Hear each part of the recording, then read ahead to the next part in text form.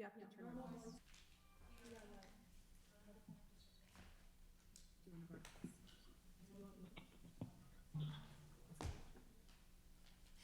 Okay, meeting is being recorded, Mayor.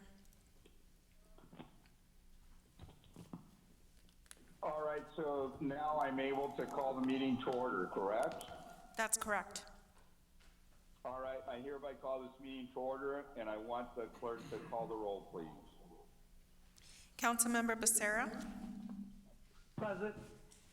Councilmember Iglesias. Councilmember Peñalosa. Present. Councilmember Sarmiento. Vince got off in order to log back on, so he might not be with us yet. Councilmember Solorio. Jose here. Mayor Pro Tem Villegas. Present. And Mayor Pulido. I am here. We have a quorum. Do you want to check back with Councilor Sarmiento or Vince? Did you come on? Why don't somebody contact him and see if you can assist him? But we'll go ahead and start the meeting. I want to now request that the clerk instruct the public as to how they can provide public comment, please. Thank you, Mayor and council members. This meeting is being live streamed via YouTube at youtube.com/cityofsiennaanavideos/live and our website at sienna.org/city-meetings. In addition, Spectrum customers can watch on Channel 3 and AT&T UVerse customers can watch on Channel 99. Comments on any agenda item, with the exception of public hearing items, will be accepted via email only at ecomment@santa-anna.org. Comments received before 5 p.m. on council meeting Tuesday have been uploaded to the city's website and distributed to the council. Those received after 5 p.m. will be posted on the city's website at the earliest possible opportunity after the meeting. Prior to each action taken, I will report how many are in support or opposition to an item.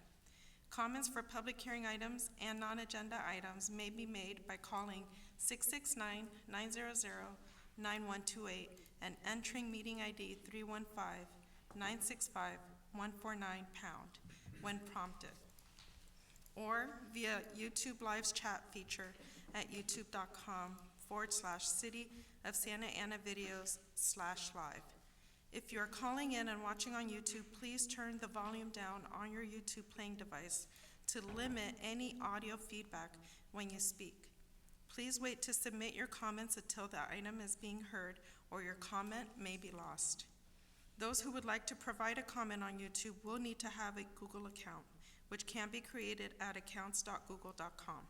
Please submit public comments in the live chat when the item is being heard, and let us know you want your comments read by writing in all caps public comment prior to your message. There is a 200-character limit. For the record, state your name, as we are not reading usernames into the record. Comments will be read as submitted. Words including profanity, obscenity, or discriminatory language that disturb the decorum of the meeting will not be read into the record.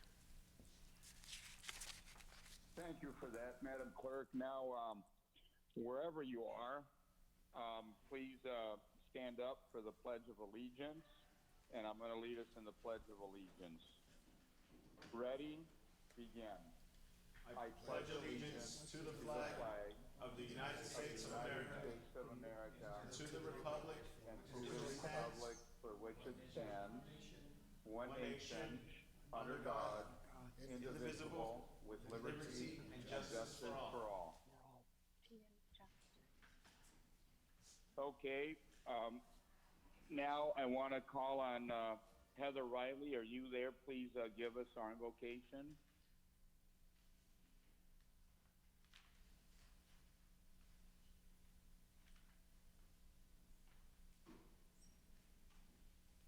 Heather Riley, are you on the line?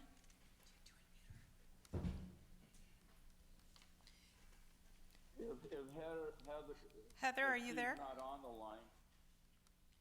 I just didn't She's hear. not on the line. Are you on, Heather? I am here on the line. Can you hear me? Go ahead, give us the invocation. Yeah, we're waiting for you. Please go ahead. Holy God, one in grace, one glory, one in love. You call us to love and serve you as one people. I ask, God, that at this time in the unprecedented history of our nation, that you would unite us in heart, mind, spirit, and in strength. Help us to love one another, living in unity and peace, working together in your spirit for the good of all. And I ask especially for protection for our leadership that is needed more than ever in this time of our nation, and also for our officers that are serving so vigilantly and faithfully for the Santa Ana Police Department, that you would protect them, guide them, lead this council, and let your will be done. In Jesus' name, amen. Amen.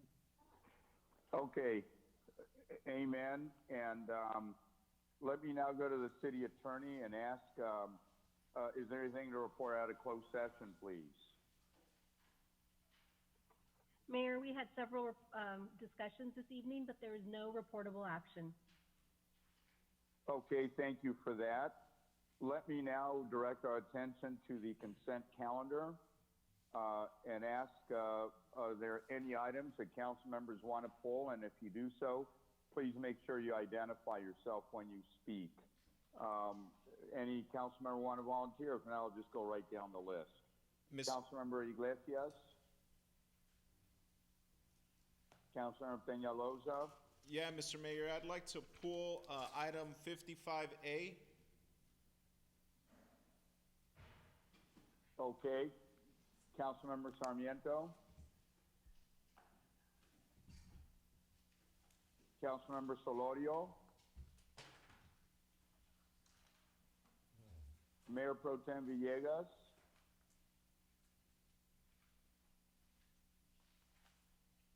Councilmember Becerra? No, I'm good, thank you. Okay, so with that, do we have any items that the public wishes to speak on before I call for the vote on the consent calendar, barring the one item that was pulled, Madam Clerk? None.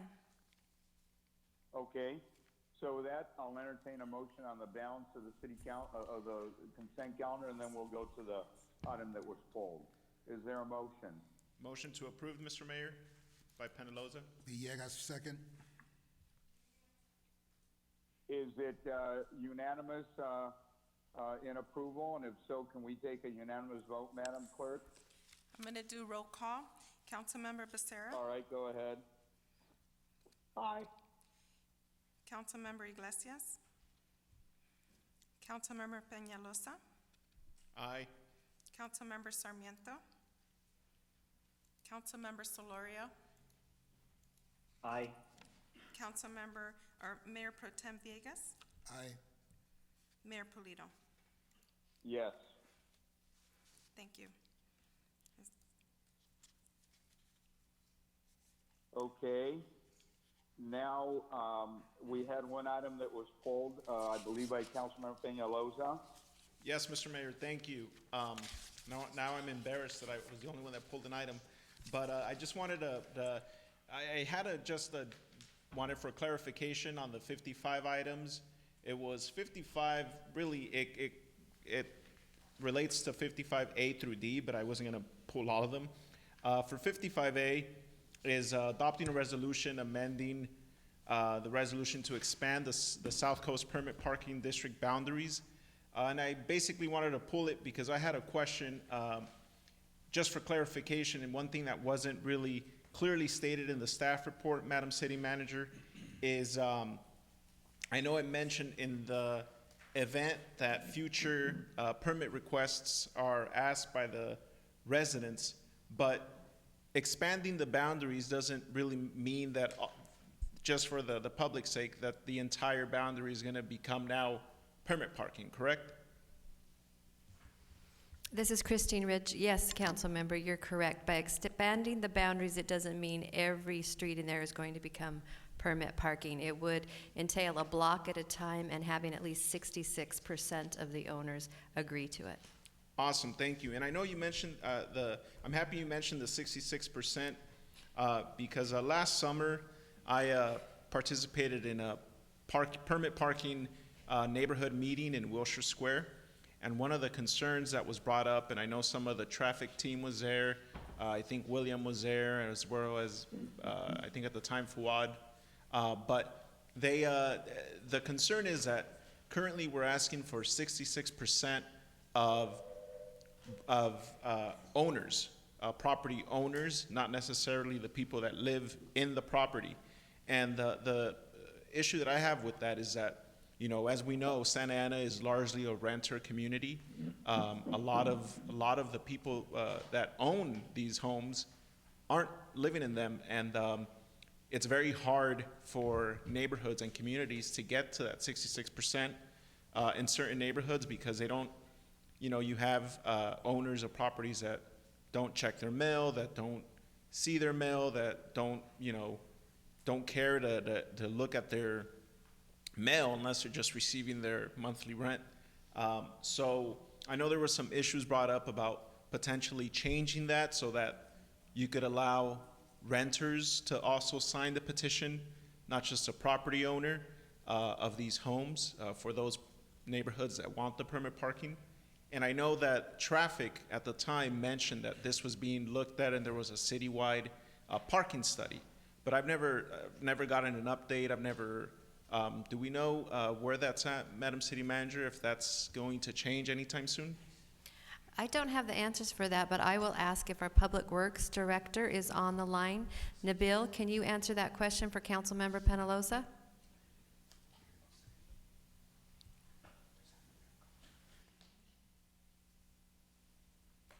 Hello? Yes, he's now, yes. Can you hear me now? Yes, go ahead, Mr. Saba. Yes, this fiscal year will be we are planning on a comprehensive parking study, and to answer the question about the change of voting, we'll have to go and look at the resolution and the ordinance, and that will require a change of ordinance to allow for the renters to vote and not the property owner. So we are planning to revisit that, and we will do so in the first portion of next year or so. Thank you, Nabil. By next year, do you mean next fiscal year, as in this summer, or next year, 2021? Fiscal year, July, coming July, after this whole thing goes over, and we will commission the study, and after the finish of the study, we'll make recommendation about the voting, and to see if we could change or revise the ordinance to allow for residents to vote. Thank you, Nabil. As you remember, at that Wilshire Square neighborhood meeting that was in, I forget her name, but it was in the backyard. There was, I think it was in Ms. Haraway's backyard. There was about well over 100 people there. It was a packed house, and maybe one or two residents were opposed to changing the parking rules, but the residents were mostly in support of making it so that 66% of the people occupying the home could sign this petition. So that's something that we definitely need to bring forward soon, to not necessarily make that change, but so that we could have that discussion amongst the city council and see if that's something that we could potentially change, or is it worth changing, or is it really a concern? Because I have heard from numerous neighborhoods across the city that it's very difficult for them to get to that 66% threshold to allow permit parking. So whenever that could come before us, I'd really appreciate it. And those are my only comments. With that said, I will make a motion to approve this item, Mr. Mayor. Is there a second? Villegas, second. Second, Sarah. I have a All comment. right, go ahead, call the roll call, Madam Clerk. Hello, this is Cecilia. Can you hear me? Cecilia, go ahead. If you have a comment, go ahead. I'm so sorry, it's just looking. Okay, for what, I was also gonna pull it, but for some reason I was muted, so, one of the things that I also had a question with this was, the cost of the permit for the individuals, and how many, parking permits do they get if they were to pass? I agree with Councilmember Peñalosa that, there's been many concerns by individuals who are renters who want this to also want to be able to sign the petition, but they're not because they're not the homeowner. So making it easier for them would be something that I would also support. But I'm wondering the cost of the permits, what is it, and then how many permits do they get once they're qualified to be under the permitted parking? Okay, Madam City Manager? yes, Councilmember Iglesias, the parking permit is $71 for every 2 years, and each house is allowed 3 permits. Okay, yeah, because that's one thing that they've wondered. So this is really good that we're looking at this, but I know that where they want to expand this is where they have a lot of apartments. So are there anything that we're looking at to mitigate that to where, the apartment dwellers can park? I mean, based on what we're doing now, approving all these different projects everywhere, parking has become an issue. So are we looking at ways to help alleviate that problem in these areas too, or what are we doing as a city?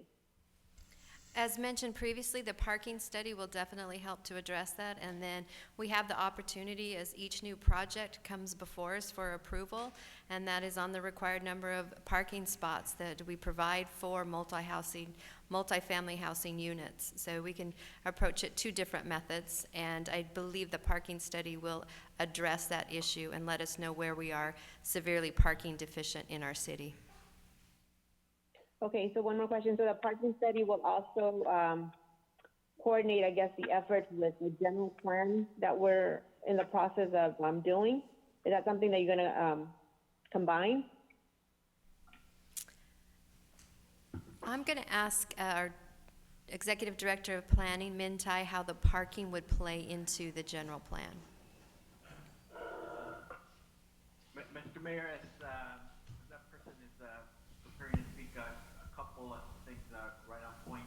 We did, I think, about a year ago receive an update on the parking study from staff, and I think what it provided was some tools and approaches to how to deal with parts of the city that are heavily overcrowded.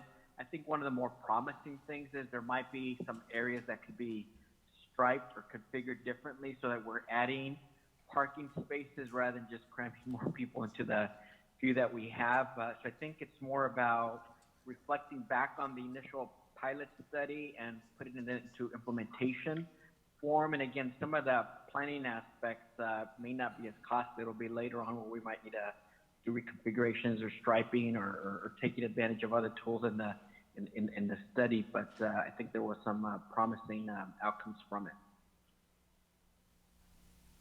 Thank you. Is staff ready? Yes, sir. Yes, this is Min Tai. In terms of the question whether or not parking is going to be incorporated as part of the general plan, parking is a zoning standard, and it is going to be a part of the comprehensive zoning code update, which will be immediately following the update of the general plan. Okay, thank you. Mr. Mayor, Yeah, I believe we have a motion. Go ahead. I'm sorry, just really quick. I know that this parking issue is something that's huge in our city, and we should spend a little bit more time when it comes to this study. But just to add to the conversation, Madam City Manager, one of the things that was also brought up to me, and I think Councilwoman Iglesias mentioned it, was that there's a lot of apartment buildings of residents that have come to me and asked, hey, I can't get a parking permit in my neighborhood or in my district because the ordinance or whatnot doesn't allow for apartment building residents to get a parking permit. And there's a large number of them that are saying, I want to pay for this parking permit, and I'm having to park, 4 or 5 blocks away, and have to, get home from work late at night and have to walk through not the best parts of town in the middle of the night to get to their apartment. So when and they said that there's parking available on their street right in front of their house, but it's parking permit only, but because they're in an apartment, they can't get that permit. So I want to also make sure that we look at that, see if that needs to revisit, potentially allowing some areas to allow for parking permits in those apartments. And that's it. Those are my comments, and thank you, Mr. Mayor. All right, thank you for that. I believe we have a motion, a second. Roll call vote. Councilmember Becerra. Aye. Councilmember Iglesias. Yes. Councilmember Peñalosa. Yes. Councilmember Sarmiento. Yes, first of all, I want to make sure, can you hear me? Yes, we could hear you. I think you Yeah. Good. I know I was muted for, I think, the entire first part of the meeting, but yes, I am in support. Thank you. Yes, you are now joined as a panelist. Councilmember Solorio. Aye. Mayor Pro Tem Villegas. Aye. Mayor Pulido. Yes. It's unanimous consent. Okay, next item, 55F. 55E was the, E, 55E. I would entertain a motion. Villegas, motion to approve. Sarmiento, second. Mr. Mayor, I had a couple Go ahead, questions. Peñalosa. Thank you, Mr. Mayor. And this question, Madam City Manager, was just how did we come about identifying these particular streets? I'm okay with them. I know that most of them need this resurfacing, but my question is more related to Bristol Street, and I just don't want to make it seem like we quickly came up with these areas just so that we could fit into the state's timeline in regards to this. But you know, it's I know that these streets need it, but just driving around the city daily, I know that there's a lot of streets out there that are more of a concern, and when it comes to needing repairs, and more than these that are listed here. So more in particular, Bristol Street and the ever ending question of when is Bristol Street going to be completed. Just for reference, the construction on Bristol Street started before I was born. I've said that multiple times, and it's still going on.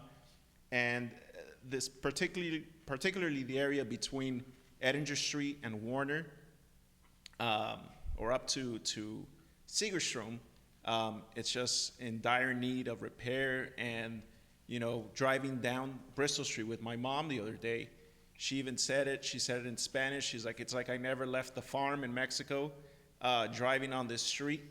You know, I should have stayed. And so it's I know at the Main Street meeting that the city that we held a couple months ago back in February, it was mentioned by city staff that Bristol Street was fully funded to finish the project. So I want to just clarify for the public where we are on Bristol Street. Why isn't that part of? I know there's M2 related issues, and just for clarification, Madam City Manager, can you tell us where we're at on Bristol Street? When should we expect Bristol Street to be completed? What's the status on that, and if it's funded or not? Certainly, sir. I'm going to ask Executive Director of Public Works, Nabil Saba, to tell you the formulation of the capital improvement program, the status of Bristol, and how these particular projects were analyzed and why they are slated for this item that's before you for your approval. So Nabil, are you on the line? Yes, I am. Councilman, I have good news for you, actually. The OCTA has recommended just recently, a few days ago, to continue to fund the widening of two phases of the Bristol Street widening, and they are called Phase 4 and 3A. And I believe those two phases will cover that section that you're talking about for fiscal year 2021. Combined cost will be $12 million coming to the city to complete those two projects. We just got notice of the funding 2 days ago, like I mentioned, and we will be assessing how much of that we will be able to finish the widening. So we got funding, $12 million coming to us in 2021 fiscal year to complete the widening in those two phases. So that's good news for us. Before that time, we did not have the funding. So we were saying that we were looking for funding, and we just got it 2 days ago. So that's good news for us, and we'll give you an update soon on the status of when we will be able to commence construction. On this item particularly, the REMRA, or the road maintenance rehabilitation account, money or funding for $6 million or so. The way we come up with these projects is the city has a pavement management system or program, and that system tells our engineers on how to maintain our roads. And so based on that system, we prioritize, and that's how we come up with the list. So we're having the list of streets is a result of that program and its recommendations. Thank you, Nabil. Does that answer your question, council member? It does.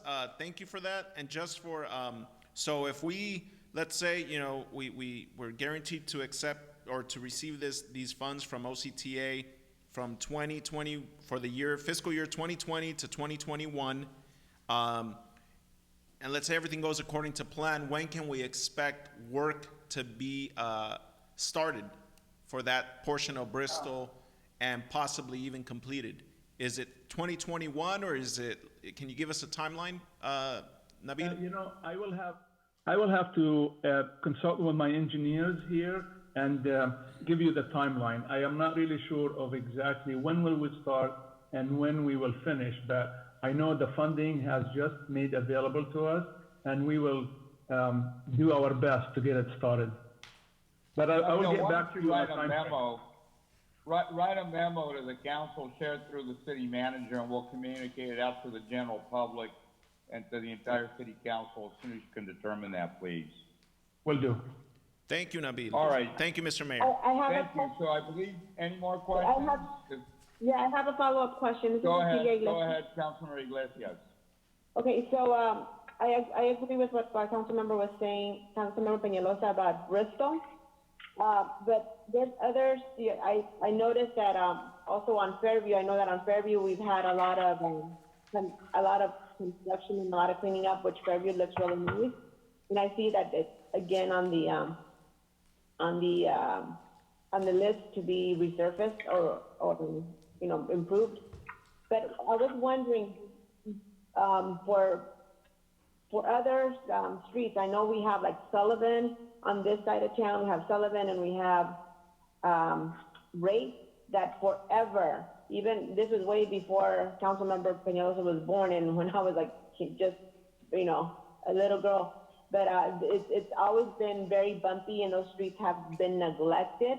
So do you have I would say like a calendar or some type of list that says, okay, this is the next street that's going to get fixed, and the money that we're going to be getting for that? Because a lot of the residents are asking, is like, it seems like if you look at this list, it seems like only the north side and the south side of Santa Ana are the ones that really get the attention, but the inner city is always neglected. So when are we going to get those city streets upgraded? Do we have that list? Yes, we do a 7-year CIP, Capital Improvement Program, and we'll share that with you. And if you have a particular section of street that you are concerned about, please let me know, and we can look at the priority for us to do work on that street. You mentioned rate. Rate is being considered in the item 20A that you just approved. We are going to do rate from 5th to 1st. And earlier, 2 council meetings ago, we approved rate from, I believe, Civic Center to 5th. And also rate, we have a plan for it from 1st to McFadden. So Rate Street is going to have a major facelift coming up. But again, if you have a particular concern about a street, please let me know, and we'll look at our capital improvement program for the next 7 years or so, and we'll let you what the priority is, and we can have a discussion about that.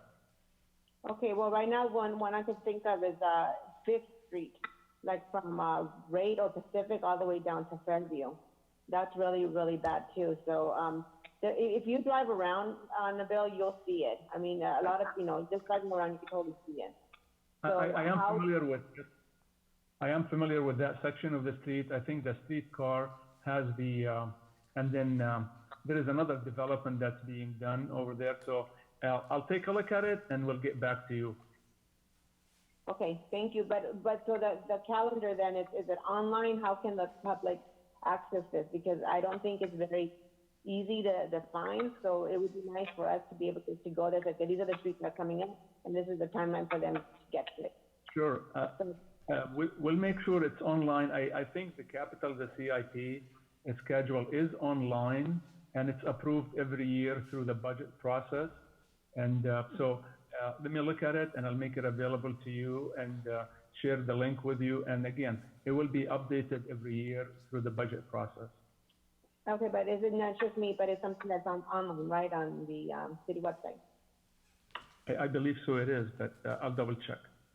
Okay, thank you. Councilmember, we'll make sure that it is, and maybe we even do a Nixle alert or something like that to communicate with the general public. So I believe we have a motion. Mr. Mayor? Second, Madam. Mr. Mayor, Yes, I go have ahead. Who wants just to a speak? comment. This is Jose Solorio. No Go question, ahead. but some comments. I know at that meeting a month or so back that Nabil was just referencing, I think I and others expressed some interest in Rate and Flower and North Flower Street, where there are construction projects essentially underway, but I think neighborhoods surrounding both those projects wanted a little bit more, and I don't know if there are dollars out of this, or maybe just the city manager and the public works director could keep looking to see what resources there might be available.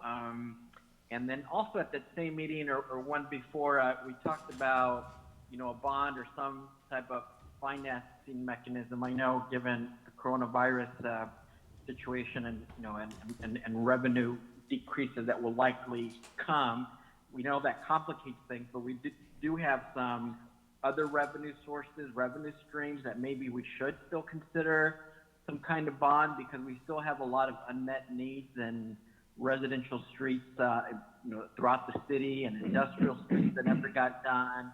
There were also some neighborhoods with concrete streets that never got done in decades, and we've seen them get skipped over time after time. And so maybe we can bring this back at some point, Mr. Mayor and staff, because we do see commonly OCTA likes to fund things like MacArthur and Bristol and 17th Street and Nettinger and First because of the traffic that we move through that. So they're always very competitive. But, residential streets and industrial streets are very important as well. Thank you. I agree. Look, I just want to add that maybe for edification of council members, if we could go back a little bit in time, maybe put a report together. A few years back, we did about $70 million through a bond, and most of that money went into Central City. Very little went into, the southern part or the northern part of town.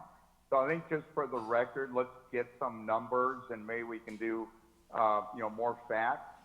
I think that'll be helpful. But also, I believe we discussed earlier at a council meeting the possibility of a potential bond, just so we could finish a lot of streets, because there's a lot of streets we never finished because 70 million only went so far. And as soon as we come out of the virus, maybe it'll be a good time to look at that. But now I think is the time to plan. So with that, why don't I ask, Mr. Mayor, I believe we have Mr. Mayor, a motion one more and a thing. second. I know you and I talked about earlier today, it would also be a nice stimulus to the community because construction work is done locally, as well as these things would be a benefit to the community. So thank you. Agreed. With that, if there's no more comment, roll call vote, please. Just really quick, Mr. Mayor, if we do move that direction. Go ahead. I'd like to put heavy emphasis on hiring inspectors that will inspect this work being done. Thank you. You're welcome. Madam Clerk? Councilmember Becerra? Yes. Councilmember Iglesias? Yes, but just clarification, are we talking about the item and not moving forward with the bond, right? Because I'm a no on the bond. No, we snuck it in there, Ceci, $70 million. Yeah, you never know, you do that a lot. So, let me know. I'm not that good. All right. Councilmember Peñalosa? Yes. Councilmember Sarmiento? Yes, and the bond, years ago, Miguel, was 60 million, actually. Councilmember There you go. Solorio? Aye. And then Mayor Pro Tem Villegas? Yes. Mayor Pulido? Yes. Unanimous consent, item passes. Okay, now I believe we're on 55F. I would entertain a motion. So moved. This is Councilman Sarmiento. Villegas, Sarah, second. Any discussion? If not, roll call vote, please. Councilmember Becerra? Yes. Councilmember Iglesias? Yes, Councilmember Peñalosa? Yes. Councilmember Sarmiento? Yes. Councilmember Solorio? Yeah. Mayor Pro Tem Villegas? yes. Mayor Pulido? Yes. Unanimous consent. Now we're on item number 68, is that correct? Yes, Mayor. Approval of fiscal year 2021 Emergency Solutions Grants Program for a total of, is that $500,947? Correct. Is there a motion for approval? Villegas, approve. I'll second Peñalosa. Okay, we have a motion by Mayor Pro Tem, second by Councilor Peñalosa. Any more questions or concerns on this item? If not, I'll ask for a roll call vote. Councilmember Becerra? Yes. Councilmember Iglesias? yes, Councilmember Peñalosa? Yes. Councilmember Sarmiento? Yes. Councilmember Solorio? Yeah.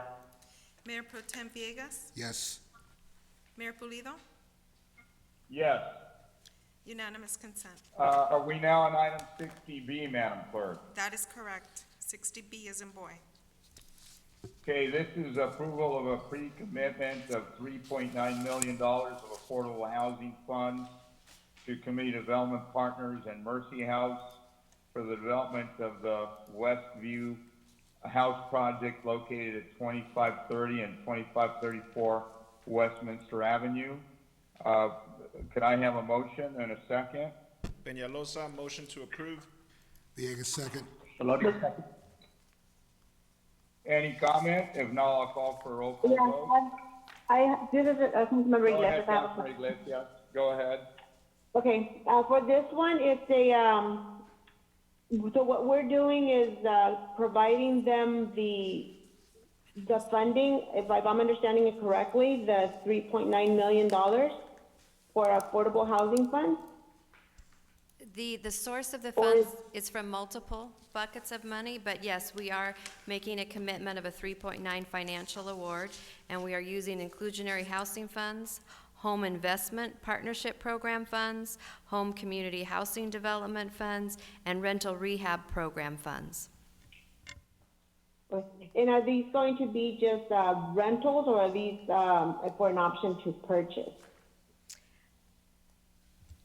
I will refer to our Housing Division Manager, Judson, and he can probably talk to you about the total number of units, the affordable levels, and I believe they are for rent. Thank you, Councilmember Iglesias. Yes, 100% of these units are rentals, with 75% of the units affordable to families earning 30% of our area median income. Okay. And how many total units are we talking about in this development? There will be 84 units in the project. As you'll see on page 3 of the staff report, there will be 23 one-bedroom units, 4 two-bedroom units, 34 three-bedroom units, and 24 four-bedroom units, for a total of 85 units, including one manager's unit, so 84 affordable units. 84 units. Okay, and how many parking spots are we giving these units? There's a total of 144 surface parking spaces for the project, which is a total rate, creates a total parking ratio of 1.7 spaces overall.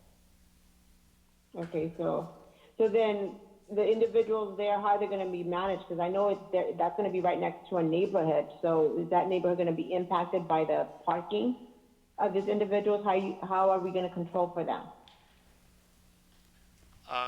We don't anticipate the surrounding neighborhood to be impacted by the parking. We actually requested, and we're quite diligent on behalf of City Council to request the developer to provide more parking spaces than they initially were proposing. If you'll see the parking ratios on the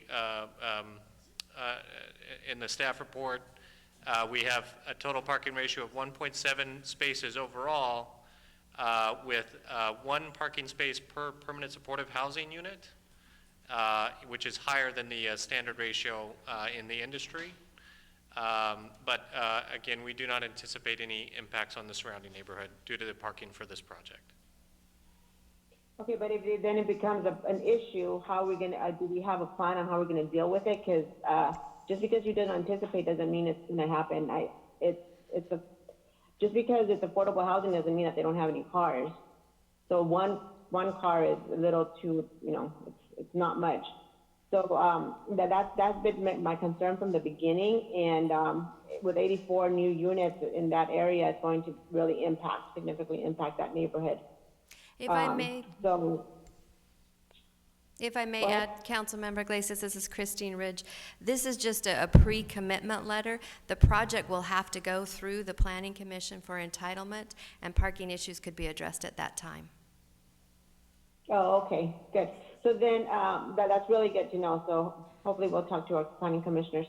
The other question was, since this is, it's a pre-commitment, we're talking about RENA cycles. Would these 84 or 87 units be part of this RENA cycle, or will it be the next RENA cycle? Thank you, Councilmember. We do anticipate this project to be a part of this RENA cycle that would end before October 2021, based on their path forward to secure the remaining financing and break ground on the project. Is there anything that we could do moving forward? Because I see a lot of projects coming. Is there anything that moving forward we can take credit for these for the next RENA cycle? Because it just seems like we're just approving a lot and we're not going to get any credit for it. And then we're still on the hook for another 3,000 for the next one. Is there something that at the staff level we can do that and plead our case with, wherever it is up in Sacramento? This is Min Tai. While we anticipate that this project could start as early as October of 2021, things that we can discuss with the developer is, and I understand your question, if it comes into the cycle, we've already exceeded, I'll have the permit be pulled after October of 2021, and that could put it in the next cycle. But based on the current schedule, it could fall right about between the current cycle and the next cycle. That would be great if you could delay it. That'd be awesome. Okay, thank you. Thank you for responding, Commissioner. All right, Mr. Mayor? thank you for those questions. Councilmember Yes, go Becerra? ahead, Councilor Sarmiento. Yeah, thank you, Mr. Mayor. I just wanted to thank the applicant and staff for proposing this development. First of all, just a quick question for those of us who don't know where this is located. Min or Judson, if you can tell us what's to the west and east of this site? Absolutely. Thank you very much, Councilmember Sarmiento. The project is about a block away from the corner of 17th and Fairview. Okay, but I mean, immediately adjacent to the site is, are those neighborhoods or are those commercial properties? There's a commercial property that's immediately adjacent to the site, and to the I think it's to the south, and then to the north of the project, there's a single-family neighborhood. Got it. Well, I think that it's on a main arterial on Westminster, from what I understand, and I know that there is a commercial property to the east. So the impact to a large neighborhood isn't real significant. But I think what's more important is that the unit mix here and the affordability, the profound affordability level for 75% of these units to be extremely low and low for our folks and the AMI level is very difficult to do, because these are units that are 3 and 4 bedroom, and I believe there's 58 of them. So there's very few developments that propose that sort of unit mix, and it's because that's the demand that our families have. Our families have very large families. They don't need single units as much as they need multiple bedrooms. And so, my thanks to the developer for being thoughtful and trying to create housing for families that live here in our city. And so, if we look at this creates almost a net zero increase on density. As we know, we're already very densely populated, and to the extent that we have families that are living 3 and 4 families to a unit, some places in town, many of these units that are going to be available in this development will be accessible to those families that are living in overcrowded conditions. So I want to thank them for doing that, because being able to offer 30% area median income for folks is just very difficult, and look forward to seeing it come back to us so we can support it. Thank you. Mr. Mayor? Mr. Mayor? Yes, go ahead, Councilor Solorio. Yes, this is Councilmember Solorio. Agree with most of the comments my colleagues have been making. I think the individuals interested have excellent experience overall building housing, affordable housing, and working with our city, so I'm comfortable with them. And we went through an RFP process to make the selection. But I do have the strong concerns about parking, because as much as people try to say this is the formula for parking and it should be sufficient, we found out time and time again it really isn't. But I think the tool that we've been using the past few times with the parking management plan, just as long as we keep that very aggressive, so that there are some apartment association responsibilities for them to manage their own folks, because at the end of the day, every apartment community in Santa Ana should be self-sufficient with its own parking, but obviously that's not the case, and moving forward, we really gotta fix that, and we put that accountability and responsibility through a parking management plan. So I look forward to us and working with staff to have something aggressive for this area. Thank you. Any other Mr. Mayor? comments? Yes. Mr. Mayor, Go ahead. Councilmember Becerra here. I just want to say, in regards to this project, I had an opportunity to meet via Zoom, of course, with the applicant, and the plans look great. And I think that the unit mix will be a welcome addition to the area. I did have one question for staff, and that question is, I see here that it says that the project would be funded with $386,000 in rental rehabilitation program funds. Since this is going to be brand new, ground up, new construction, what are we rehabilitating? Yes, thank you very much, Councilmember Becerra, for that question. In regards to that source of funds, that source of funds has been held by the city for approximately over 10 years. And when we researched into the eligible uses of that source of funds, we did find that we could use those funds for a new construction project. And so we are, even though it is rental rehabilitation program funds, we are able to use that source of funds for new construction. Well, thank you for that. I just want to make sure that as we go forward, I think there are plenty of units in this city that can use some rehabilitation. I want to make sure that as we have that funding available to do that, let's do that. Let's help the folks that are here in Santa Ana and help improve their quality of life first. Absolutely. Yes, sir. Any additional comment? Mr. If Mayor, not, let me go ahead. I just wanted Yes, to go ahead, Councilman just wanted to Peñalosa. quickly echo what Councilmember Becerra just said. I am a big supporter of helping the residents that are already living here in Santa Ana, helping their quality of life, improving their way of life and their living conditions before bringing more people into our city. Always, let's focus on the residents that are already here. And thank you, staff. Just wanted to thank staff really quick for the very well detailed staff report that answered a lot of the questions I had. I in particular don't have an issue with the parking because, you know, the standard average that they're doing right now is 0.5 parking spots per unit, and this is at 1.7, which is above average of what's being done on an average scale. So thank you for that. And with that said, that's it, Mr. Mayor. Thank you. With that, I believe we have a motion and a second. Roll call vote, please. Councilmember Becerra? Yes. Councilmember Iglesias? Yes. Councilmember Peñalosa? Yes. Councilmember Sarmiento? Yes. Councilmember Solorio? Yes. Mayor Pro Tem Villegas? Yes. Mayor Pulido? I believe it's the first time everybody voted yes by saying yes. Yes. Unanimous consent. We're on 60C.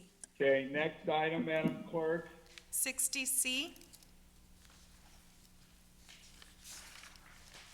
This is a reallocation of basically some block grant dollars. I know we had a discussion earlier about it at a previous meeting. I think this is just follow up on that.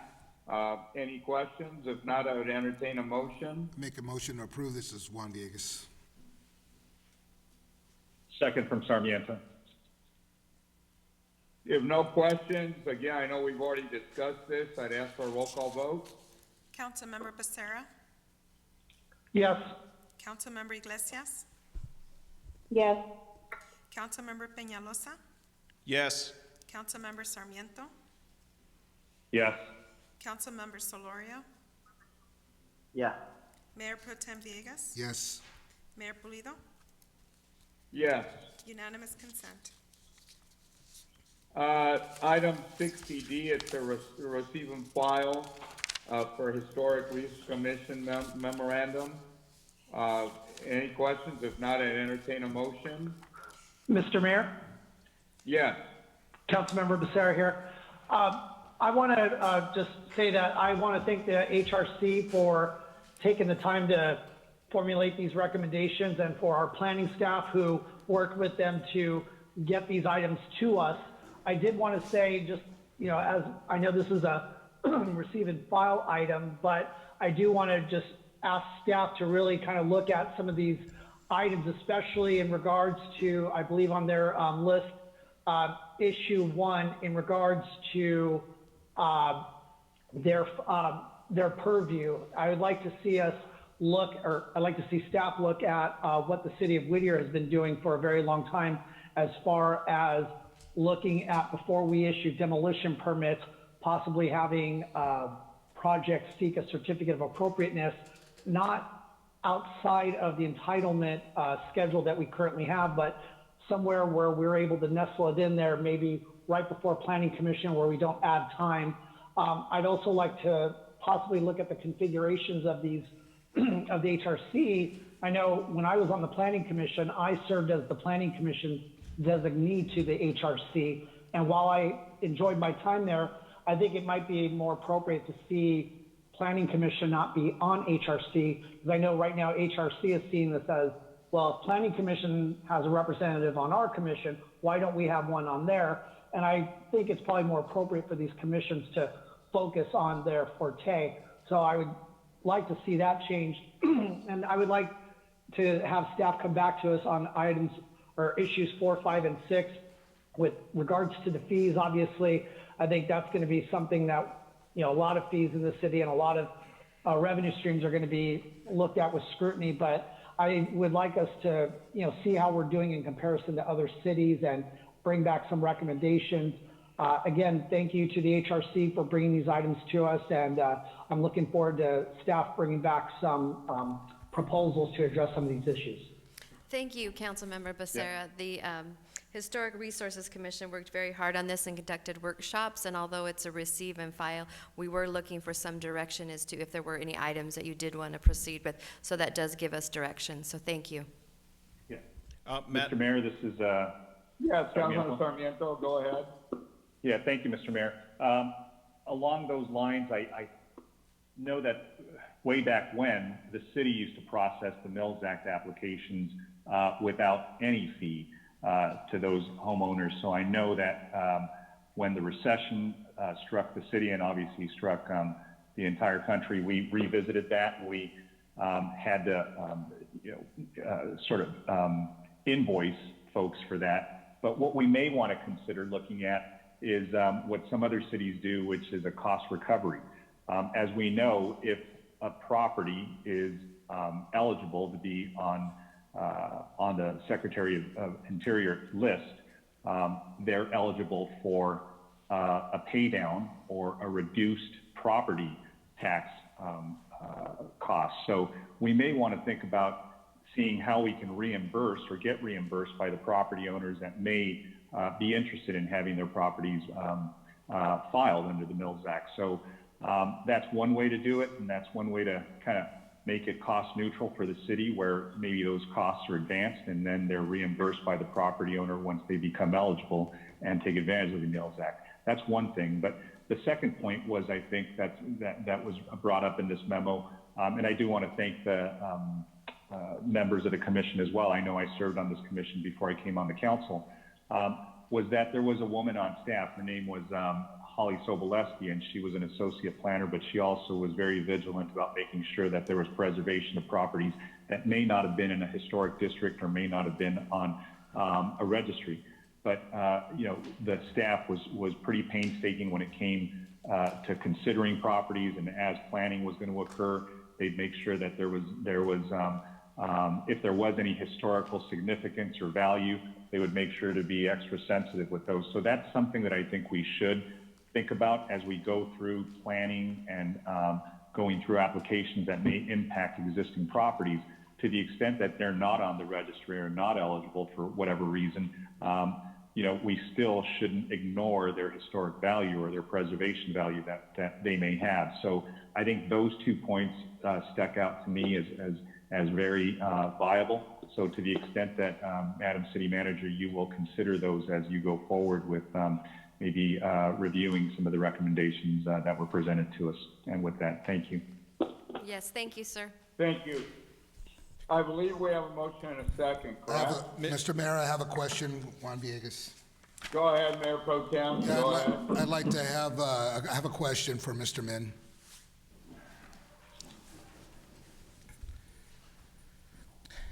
Thank you, sir, for being here this evening. So in regards to this receive and file, there is no, I think there was a request to have somebody from HRC join the Planning Commission when they have something, a question about historic a property or something. Is that correct? Yes, so this is both a receiving file, and staff is requesting for direction as mentioned by our city manager. I think you're asking about the planning commission process and the request by the HRC to have a member be a part of the planning commission. So that is a recommendation. Currently, the planning commission acts on land use matter, and the commission also has a representative that sits on the HRC as part of their review process. The HRC, wanting to replicate this model, is asking that the city council consider changing the charter to also allow an HRC member to be a part of the plan commission. The goal and the idea is that there's cross-pollinations of ideas, and also allowing for issues of cultural, historic issues that may not have gone or could be required to go to the historic commission to also have some input at the planning commission level. Thank you. So I don't mind them having input, but having a vote on the planning commission, I don't think that's necessary, so I just wanted to state my position on that. I just wanted to make sure that the recommendation for staff didn't have that in there. Is that correct? So it's not a recommendation. We're asking, and the commission is asking for directions. That's what we'd like to see, is that whether or not the city council would like to have the charter be changed based on the request by the Cultural Historic Commission to have a member on the planning commission. Yeah, I don't think it's necessary, but do we need information from them? Yeah, it's valuable. But thank you. Thank you, Mr. Mayor. Mr. Mayor, I have Mr. some. Mayor, I have one question. Yeah, something. Councilor Iglesias and then Solorio. Go ahead, please. Peñalosa. Okay. Oh, sorry, Peñalosa. Okay, so I have two follow-up questions. So say if there was to be a member of the HRC in the planning commission, wouldn't that be like a weird number of participants on the commission? Because we're supposed to have like 7. 4 doesn't work. You're right. Go ahead. Yeah. Okay, so that was one of my questions, and the other one too, it's for the recommendations with the fees. How does that work? I know this is just a receive and file, but reducing the fees for someone who wants to have the application, I think it only makes sense. And I believe that's on page 4 of the staff report. So, going from $200 to $500, I think that's something that could be affordable for individuals that want to register their property as historic. How do we get that conversation going? Is that something that has to come before the council for us to address that again in an agenda item, or how do we do that? Well, council member, you are providing us the direction, and what staff will do is we'll go back with all of the direction we received, and most of it will result in an ordinance because it would be amending the municipal code for some of these procedures. Okay, even for the application fee, that's something that has to go back? The application fee can be changed as part of the annual adoption of a resolution. Right now, the fee by the commission is a significant reduction of the fee that does not account for cost recovery. Essentially, the goal is to reduce the cost and be able to encourage the application for historical designation in Mills Act. And the idea is that through the preservation of the homes and the buildings, property values go up, the neighborhood values will go up, the quality of life and the quality of the aesthetic and the environment will increase property values, and the city would be able to then get it back in tax property. So it's more of an incentive for residents to apply, and that's the goal of the HRC in asking for this reduction. Yeah, and that'd be something that I would be supportive of. So then it would have to come back in an annual, you said, for a resolution. So when would that be? It would be in the budget adoption process annually. There is a resolution that's adopted for establishing the fee for the following year. So if we get directions to basically go with the recommendation by the HRC in the memo, then we would address that through the resolution for the upcoming fiscal year. Okay. So then the recommendation has to be done today by us or in a future meeting? It would be a part of the budget adoption process in 2 months. Mm-hmm. Okay, so then that'd be something like we could put in as a, an item to be included in the budget as council members, and then when we discuss it, that's something that we could include, or? What I would Just trying to recommend, understand. yeah, what I would recommend, council members, let us go back, take all of the direction that we received tonight, do a staff report on all of the planned actions that we will proceed with, and then they will come back at the allotted times, such as this one particular item that Min was mentioning, it would become part of the budget, but we can certainly give you a preview in advance of what we believe your direction is, and so you will know exactly where we're headed. Okay, thank you, Christine. And thank you, Min. Mr. All Mayor. right, I believe we have Peñalosa as well. Thank you, sir. I just wanted to first off thank the Historic Resource Commission for their recommendations. I know that there was a lot of work spent on this, and I appreciate the hard work that was that they did into looking into this. I do agree with what Councilmember Becerra mentioned. There are other options in nearby cities that we could, other ways that they do things that we could adopt and look into. And I would like to not see this as a receive and file, but have staff come back to us with a detailed staff report of what these changes are, which ones we could possibly adopt, and or even add to them if we need to.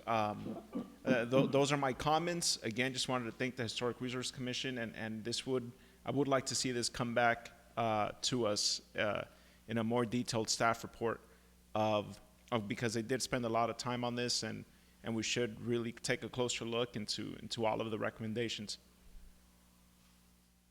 Thank you. I just want to add one thing, and then we'll go ahead and move forward. And that is that I would not mind having somebody from the Historic Resource Commission observing at the Planning Commission. At OCTA, for example, we have a person there from Caltrans that sits with the board. But I would not be in favor of having them have a vote. Not only would it, I think, upset the ability for the commission to make decisions based on a 4-3. That would lend it potentially to go to 4-4. Now we'd be having a lot of unintended consequence. It's difficult enough to do business as it is. So I just strongly want to, voice opposition to that particular version or that particular option. So with that, I believe we have a motion and a second. Roll call vote, please. Mayor, this is Mayor? a receive and file, so this item doesn't require a motion. No. All right, no All right, no well, action on it. if you look at your council action, we had, all right, that's fine. So now we're on item 75A. Mr. Mayor, really quick, Mr. Go Mayor, ahead. this is Councilmember Peñalosa. Yes, sir. Just so I understand what's happening. Implemented based on the Historic Resources Commission's recommendations, and we will identify the vehicle in order to get that done for you. Perfect, thank you. Is there a timeline that we're going off? Is it just whenever this comes? As soon as possible. That works. I just don't want to see this, take 6 months. I mean, I don't want to see this 6 months from now, and because that defeats the purpose of us even having this Understandable, sir. conversation. We will do it under 6 months. 3 preferably, but I'll that commit to works. under 3 months. All right, thank you, Madam City Manager. You're welcome. And Mayor and council members, I just want to make mention that we did receive one correspondence for this item in support. Thank you. Okay, I now direct our attention to item 75A. And on this item, I'm going to recuse myself because I've done some work for companies that are involved in parking, and this may impact that area. So, for that reason, I'm going to turn things over to Mayor Pro Tem. I'll listen, and then as we're done with the 75A, I'll come back on. Mayor Pro Tem Villegas, please. Thank you, Mr. Mayor. So item 75A, this is the time and place to open a public hearing. Public hearing zoning ordinance amendment number 2020-01 to amend several sections of Chapter 41 zoning of the Santa Ana Municipal Code. Is the city manager or staff is available to make a presentation? Yes, Mayor Pro Tem, we have a brief presentation on the item. Executive Director Mintai of the Planning Department. Thank you, City Manager Ridge.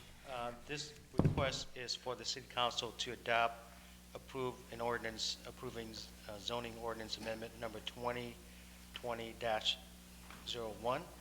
The proposal is to amend the zoning code to provide clarification and revise language for standards relating to alcohol establishments. It also will help us to streamline the review process, as well as updated the permitted use in the professional zoning district to address current development trends. The first item relating to establishment of selling of alcoholic beverages, this is really more a correction rather than making any significant changes. Currently, there is a requirement for determination relating to the subsection that addresses public necessity and convenient for determination of off-sale location that is less than 10,000 square feet. When the zoning code was amended, there was a type error that basically cited the condition number 2 and 3.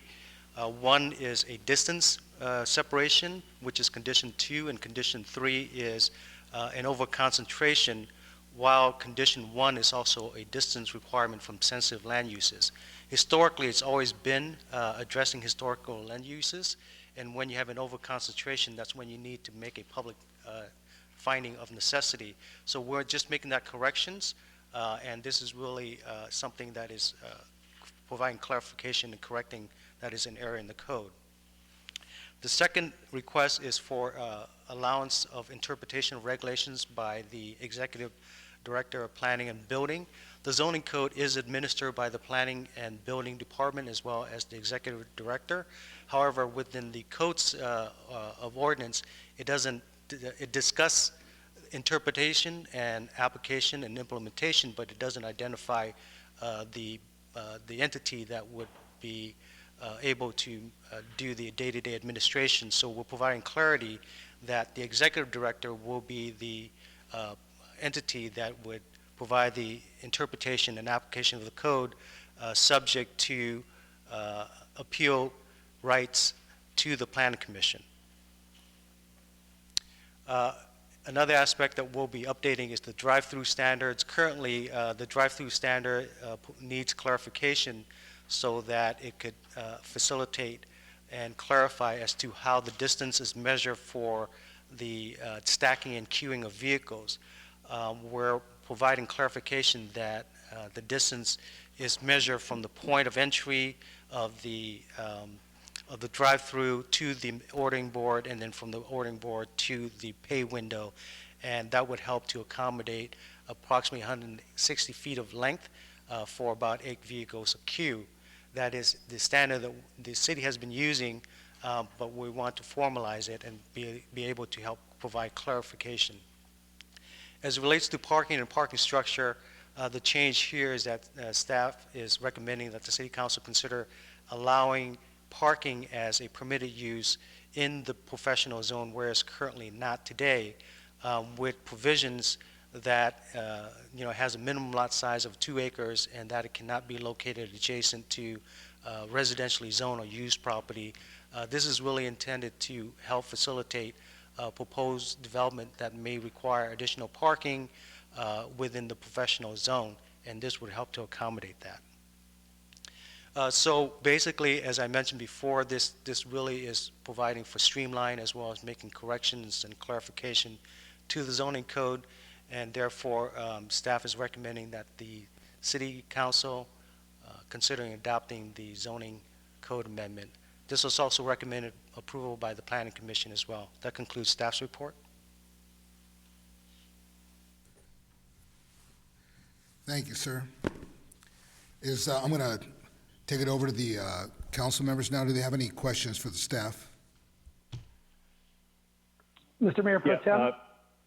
Go ahead, Councilmember Sarah, followed by Sarmiento. Thank you, Mayor Pro Tem.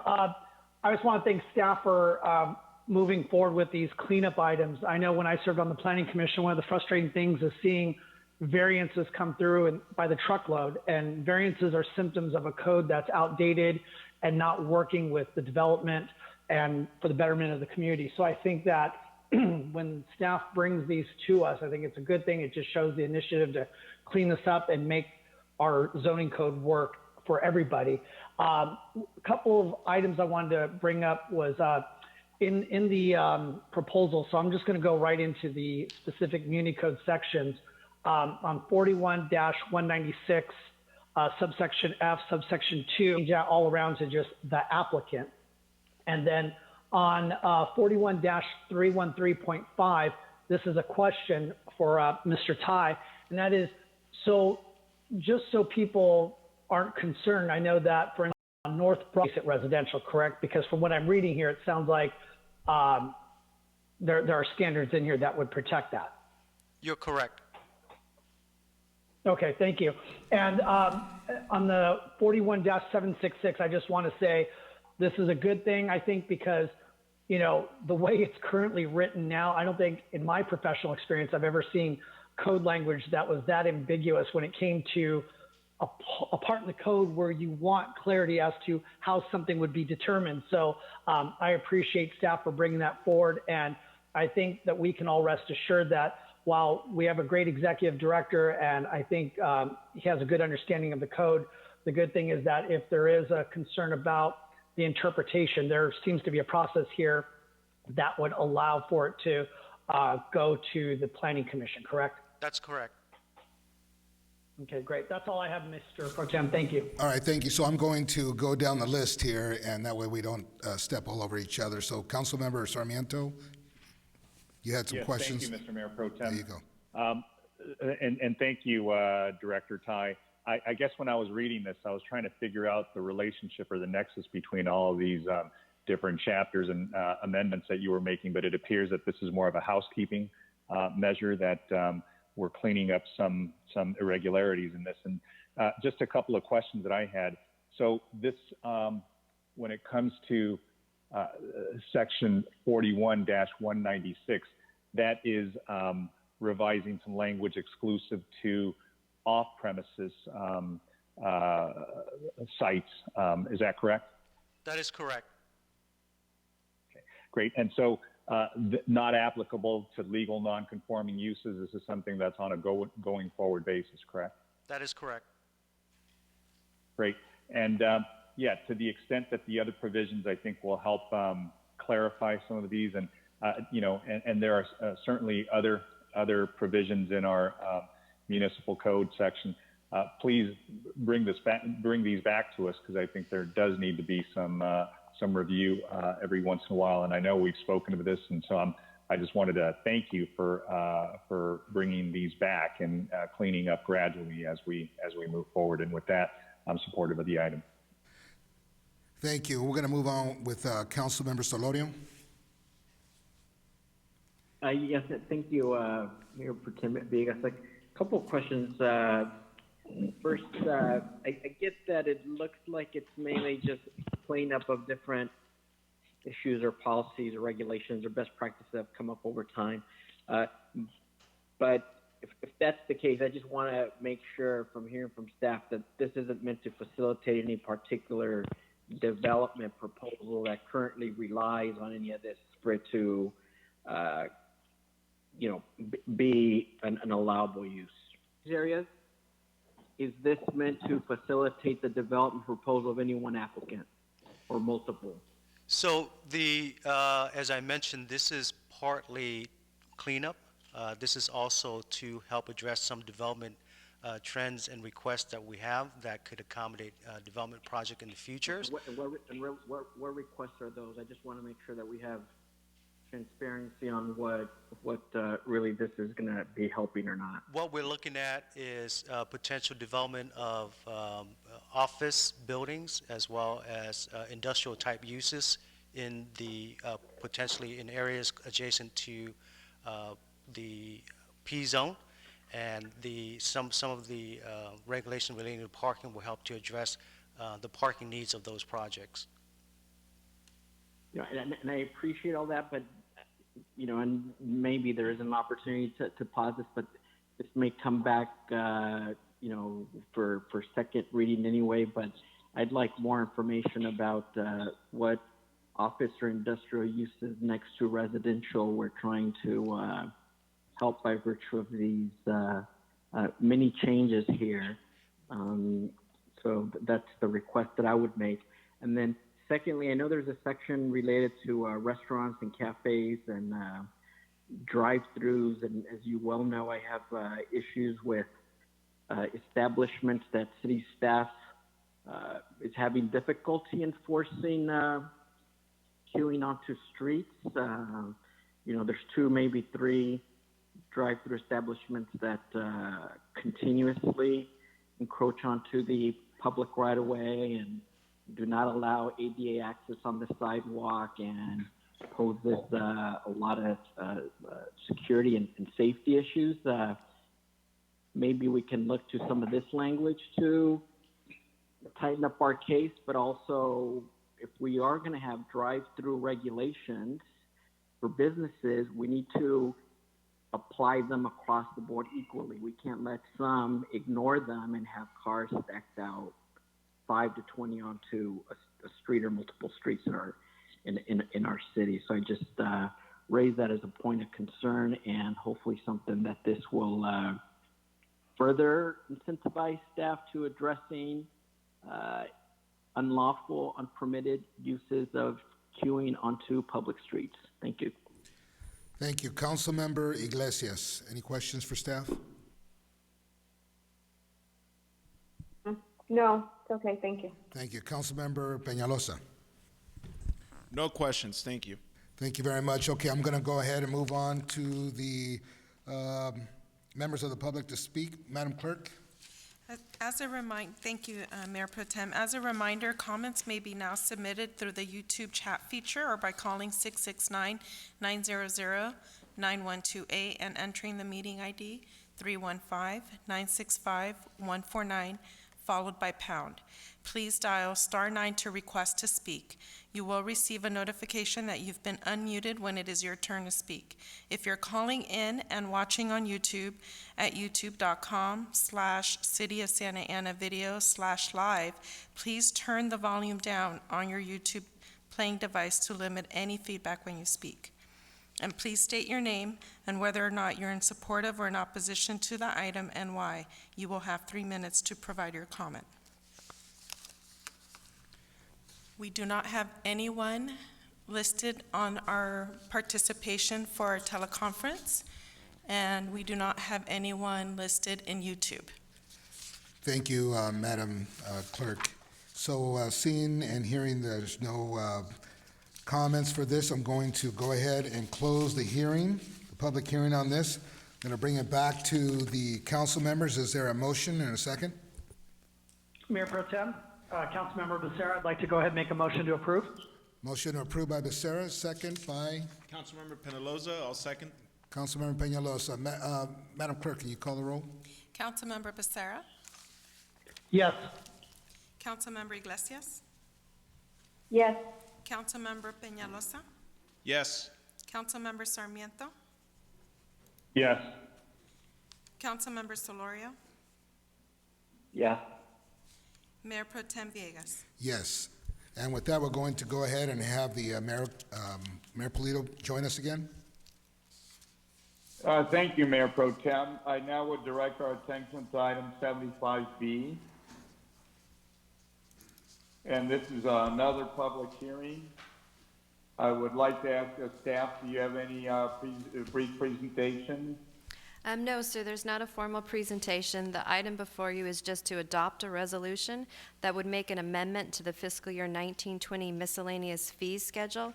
Specifically, it's going to be adding a small cells application fee for the city in the amount of $1,741.79, and that's based on a partial cost recovery for the cost that it takes staff to process the application.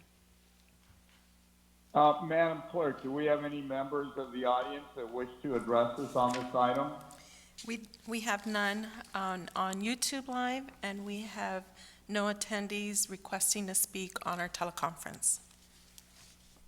Okay, so given that, let me close the public hearing and bring it back to council for comments or consideration. Any thoughts, any comments? Anybody want to speak? Mr. Mayor, Councilmember Penaloza here. I'd like to comment. Go ahead, please. Thank you, sir.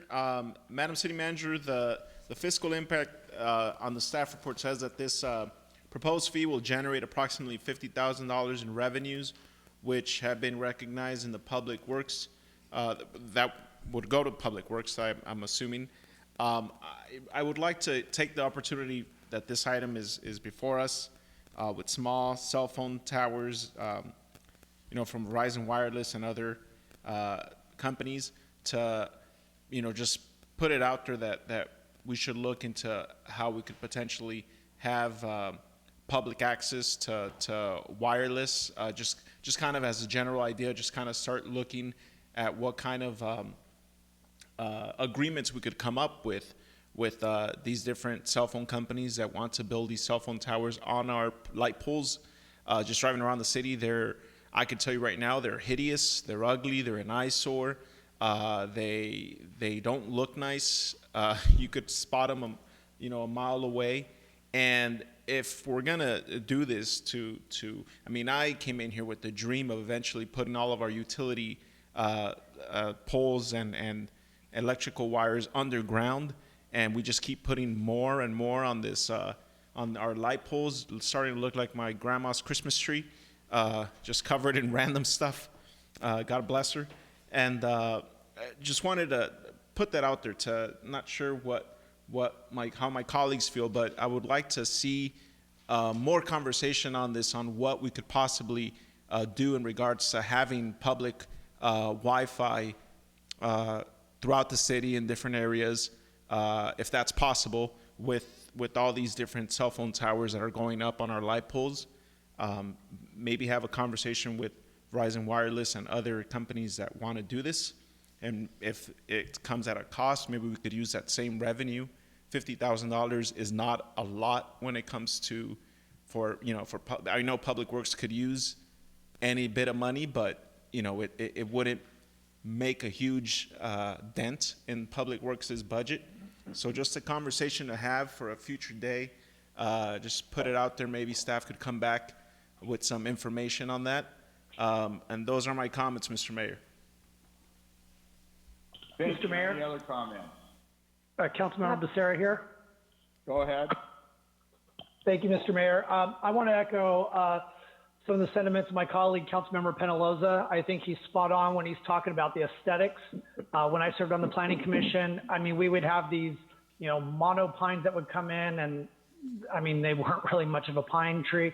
And with these items, obviously, they're not meant to completely camouflage, but at the same time, I think there could be a lot more attention paid to not making them look so, in your face, awful. And, I like the analogy of the Christmas tree. I think we've all seen trees where there's just things thrown up everywhere. And I think we can all point to examples in our city where these cell companies have done that. So thank you, Councilmember Penaloza, for bringing that up. And I also like what you were saying about citywide Wi-Fi, especially right now with what we're contending with children at home due to the pandemic. And, we have a lot of kids that are trying to, review coursework online, and not everybody has easy access to it. So I'm glad that you brought that up. And Mr. Mayor, those are my comments at this time. I really hope my grandma's not listening. Mr. Mayor, Sassy? Go ahead, please, Councilmember Iglesias. Okay, so I also, what Councilmember Peñalosa brought up, in having these conversations, I just want to know from staff how many providers, like cell providers, do we have in the city? And then also making it a contingent on them doing business in our city, for them to provide free Wi-Fi access, like across the city. Maybe they could divide the cost. So I want to know if staff has that. How many providers do we have now doing business in Santa Ana? Councilwoman, I will have to defer to Nabil on the number of providers we have with cell sites in our city. But in regards to requiring them to provide free, I know a number of the carriers already offer a lot of different programs to low-income families. Some of them are completely free. Some of them are like $8 a month. So there are a lot of programs already in existence from the very same providers that do access our polls in our city. Okay, because I heard from a lot of parents who don't have access, and I know this is something that the school district should also be asking those questions and giving them the resources. But as a city, since we're closed right now, but could we ask them to provide more than just especially right now, what's going on with this coronavirus thing? A lot of them don't have access to it, and $8 may not seem like a lot to you, but for individuals who are barely making it, it's a lot to either pay $8 or, for Wi-Fi, or try to make ends meet to pay the other bills. So this could be a conversation where we could be having with them, they could also waive those fees till we get back on, back on our feet after this situation that we're all facing. Is that I would like for us to consider that and having those conversations. You, Christine, with those providers. That's what I would want to know, what's the feasibility in doing something like that. Certainly, and I did have a conversation with the superintendent from Santa Ana Unified School District, it was based on that item itself. And right now, the school district is not doing any online or remote learning for their students of that district because of the fact that about 20% of their families do not have access to Wi-Fi. So I did agree to commit to working with facilitating those conversations with the providers that do have facilities within our city. So those conversations have started, and then with Councilmember Penaloza's comments on a potential use of the revenue for some type of assistance program, we certainly can look into that. Madam City Manager, I didn't mean Go ahead. I didn't mean assistance program. Is your meaning related to paying for any potential public Wi-Fi costs to our city, right? Yes, did I misunderstand use of the revenues to assisting individuals getting Wi-Fi access? Right. Well, I just worry by using the word assist, because I just don't want to turn this into, residents have to apply in order to get this free keyword thing, and it's gonna, there's a 6-month waiting list, and it just turns into this government red tape mess. When it comes to so I want to make sure that when we're doing this, we make it as easy as possible for Santa Ana residents. And I also want to be careful because I want to give the transient community another reason to come to our city. With now we get their needles and their free Wi-Fi. So want to make sure that we're careful and we're really targeting the residents in Santa Ana. Because it's a lot, there's a lot of need for it, like my colleagues mentioned, and it's important that we look at this sooner than later. Okay, I have a better Mr. Mayor? understanding. Thank you. Yes, go ahead, Councilmember Sarmiento. Yes, thank you, Mr. Mayor. So I had a question for the city attorney, Sonia. Can we be talking about what we're, I think, all trying to talk about, which is some help to residents who don't have internet access, and trying to compel or work with our providers and carriers to see if they're willing to provide some support? I was going to mention it during my public comments because I didn't think that there was a close enough relationship to this agenda item and this public hearing. But is it game for us to go ahead and make those comments? Well, I think you can, this is City Attorney Sonia Carvalho, you can have a discussion, I think, in terms of directing staff to get you more information, but this is a public hearing. You may want to structure that more as what can we do to encourage the activity, but you certainly cannot condition approval or require additional fees or payment to address that kind of need in your community. Understood. And I think the city manager's comments were well taken, because I know that, I've been approached by several parents and folks, teachers and other faculty from schools that are having difficulty engaging students. And I think that's what everybody's talking about. So I'm really happy, Madam City Manager, that you're speaking with the new superintendent over at SAUSD, because I believe that they should be probably taking the lead on this, and we should be supportive of trying to structure some sort of arrangement or agreement that at least during these times that this access should be provided to families and students who aren't physically able to attend classes. I know that there was an offer made by one of the carriers, I believe, to provide 60 days of free access, but if you look at the fine print, as you normally do, it's to families that didn't already have agreements with that carrier, and there was some condition that they had to sign on afterwards. And so that's what concerns me, is that when you have these conditioned agreements for families to access what appears to be a free service, and then it turns out to be something that binds them to a future commitment and contract. So I think it's both the districts and the cities' responsibility to approach providers that do business in town and have plenty of customers to be able to also step up and make some opportunities available for folks, especially now. So to the extent that that's direction and not specifically on this action item, those are my comments. Thank you. Additional comments? Mr. Mayor. Yes, Mr. Mayor. I have Go ahead, Councilor Mario.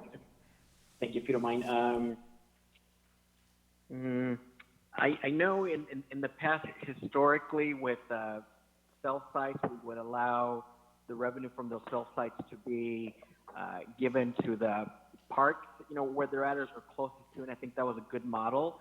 But now that we have, this small cell site, industry, it's a little bit different. So revenues to park still make sense, but to some citywide programs, whether it be citywide initiatives or mobile hotspots, additional ones at the library, because I know we have some, but we slowly keep growing, and there's clearly a need for more. But I know too that when we bought the utility poles for medicine, we installed new poles, many that had features for Wi-Fi. So hopefully, as we continue to look at growing that out, any revenue from this small site program maybe can help towards that. And then for the benefit of our colleagues that may not know, the prior public works director, they had a really good plan that we should revisit, that as we are improving city streets and there's interest in doing more, that we consider putting in city provided fiber that then we could use for free services, also for sale, etc. There's other cities that have done that, and it is information opportunity for our residents. But I think even from a revenue standpoint, at worst it was revenue neutral, and I think it may generate some new revenue. So we should also be creative in that way, so we can continue to expand our wireless opportunities for students and the public. Thank you. Any other comments? Seeing no additional comment, what is the pleasure of the council? Motion to approve, Villegas. Second, Solorio. Okay. Roll call vote, Madam Clerk. Councilmember Becerra? Yes. Councilmember Iglesias? Yes. Councilmember Peñalosa? Yes. Councilmember Sarmiento? Yes. Councilmember Solorio? Yes. Mayor Pro Tem Villegas? Yes. Mayor Pulido? Yes. Unanimous consent. Okay, I believe our next item is 85A. If so, I would call on Councilmember Iglesias to present this item, please. Yes. Thank you, Mayor. Let me see here. Okay, so the reason that I brought this this as an 85A item for discussion is because, as you all know, we're all facing here in the city, all across the nation, but mostly focused on what our city's going through. I've had a lot of conversations and a lot of input from a lot of the residents and businesses, small businesses, that the Measure X money, which is an increase of a 1.5% to our sales tax, is also taking a toll on their finances. So what I would like with this, it says, is to discuss and consider directing city manager to direct staff to take the necessary steps to facilitate a potential repeal of Measure X and or suspension of the tax while we're going through this financial crisis, I would say. And I know that many of my council members, colleagues, when we were all on the campaign trail in 2018, Mr. Solorio, was against it. So was Mr. Peñalosa, Mr. Becerra. They were all against it, campaigning against it. So I want to plead to them that, for them to join me, for them to join me to say, and all of you guys, so we can give this financial relief to not just only our residents, but also our small businesses, because they're hurting. And this would be the way to do it, leaving a little extra cash in their pocket so they could help pay for other bills. Because this is something that is only in Santa Ana. We already get that 1%. That's my understanding. And we get that 1% already from the state, coming to us for our general fund.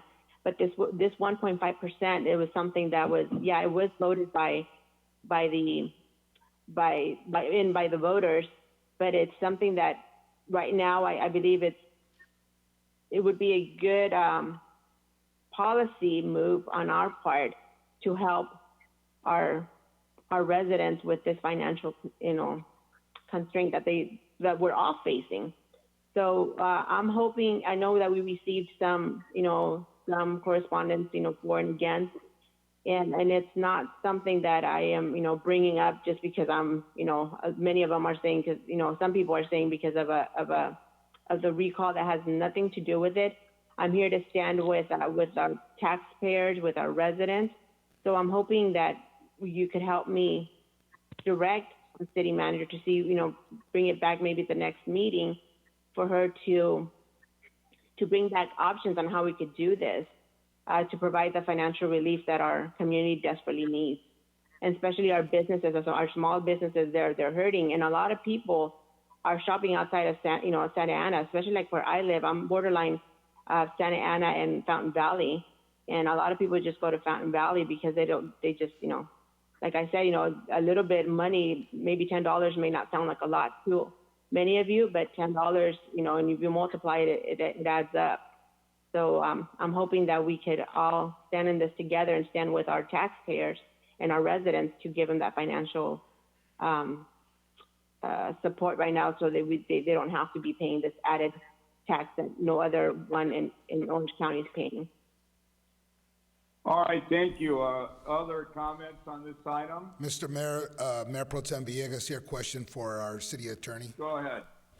Madam City Attorney, so can we legally do anything with this tax measure? Suspend it, repeal it, put it on hold? Legally, where are we? Go ahead, Madam City Attorney. Oh, so sorry. So the City Council presented the general tax to the voters of your city under Proposition 218. What you actually presented to them was an ordinance, and we have carefully reviewed the city's ordinance, and the City Council did not reserve unto itself any ability to revise, extend, or suspend the sales tax. Some taxes in their ordinance, they do that. They might say the city council shall have the discretion not to levy the full amount of the approved citizen tax, or the city council shall have the ability to rescind. But in this case, you have a voter-approved initiative, And if you wanted to, under Elections Code Section 9222, it would allow the council to propose a distinct and separate ballot measure to the voters, but you cannot yourself repeal the tax at this time.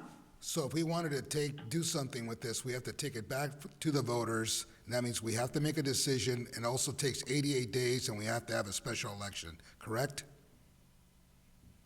Yes, you could do that. You could put it on for a regular or special election at the discretion of the council. So by then, we don't even know, we might be maybe in a lot better shape because of the pandemic by then. That's a possibility, correct? Yes, and I would leave that financial determination up to the city manager and finance staff, but there are some facts that you probably would want to look at before you made that determination. Okay, Mr. Mayor, and I have a question for our city manager. Madam City Manager, so how are we being affected right now at the moment with this, with what's happening and with the pandemic in our city financially? Certainly, sir. We believe at this time we're probably down about 3 million. That's a very rough preliminary estimate. We think it could grow to 10 quite quickly based on the economic activity. Your sales tax is your largest general fund source of revenue. For the current year, it's adopted to be about 111 million. As you know, 60 million of that is a result of Measure X. Right now, with the essential services closed, there is not retail stores open. There is not a lot of sales tax being generated. And there has been a couple of different items floated that would have significant negative impact to our city. One of them was deferring of the property tax payment. That would have caused significant cash flow issues for the city of Santa Ana, along with a lot of the other cities in any county that did that. We believe that hasn't got any legs and is going anywhere, but right now there is conversation that sales taxes, businesses wouldn't have to remit them and they'd be allowed to keep them as kind of a bridge loan from the state. If that goes through, we would have a much larger decline in our sales tax revenue. Thank you very much. So in my opinion, I understand the councilwoman's intent, and it's a good one, that we want to do everything that we can. All of us council members feel that way. We want to do what's best for our residents, but you know, the reality is there's a legal issue with this, and then the future of our finances here in the city is also very unknown. And those are my comments, Mr. Mayor. I have a Thank you. Additional comment. comments from other members? I do, if I may, Go just ahead. to Well, go you've back. already spoken. Does anybody else want to speak? Yeah, All right, Mr. we'll come back to Yeah. Iglesias, and then we'll probably move on. Go ahead. Okay, Go so ahead, Ceci. okay, thank you. So then just going back to what Councilmember Villegas was saying, so we could technically put this in the ballot then for November if there was the will of the council to do it.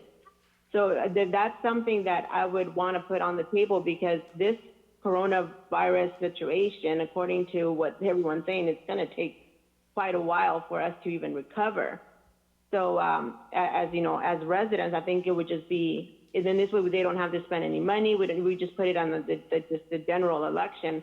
How do we go about doing that, Madam City Manager?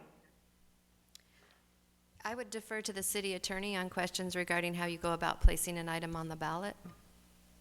Okay, go ahead, Madam City Attorney.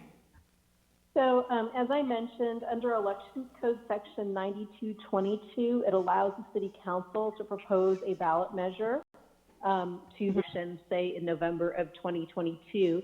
Everything would have to be packaged and ready to go at least 88 days before that election. That is generally the first meeting in August, although the county registrar does encourage cities to complete any type of ballot measures no later than the second or third week in July. Okay, so technically we have until July to decide as a council, if we have the political will to do this, to give relief to both our residents and to the businesses. We have until July.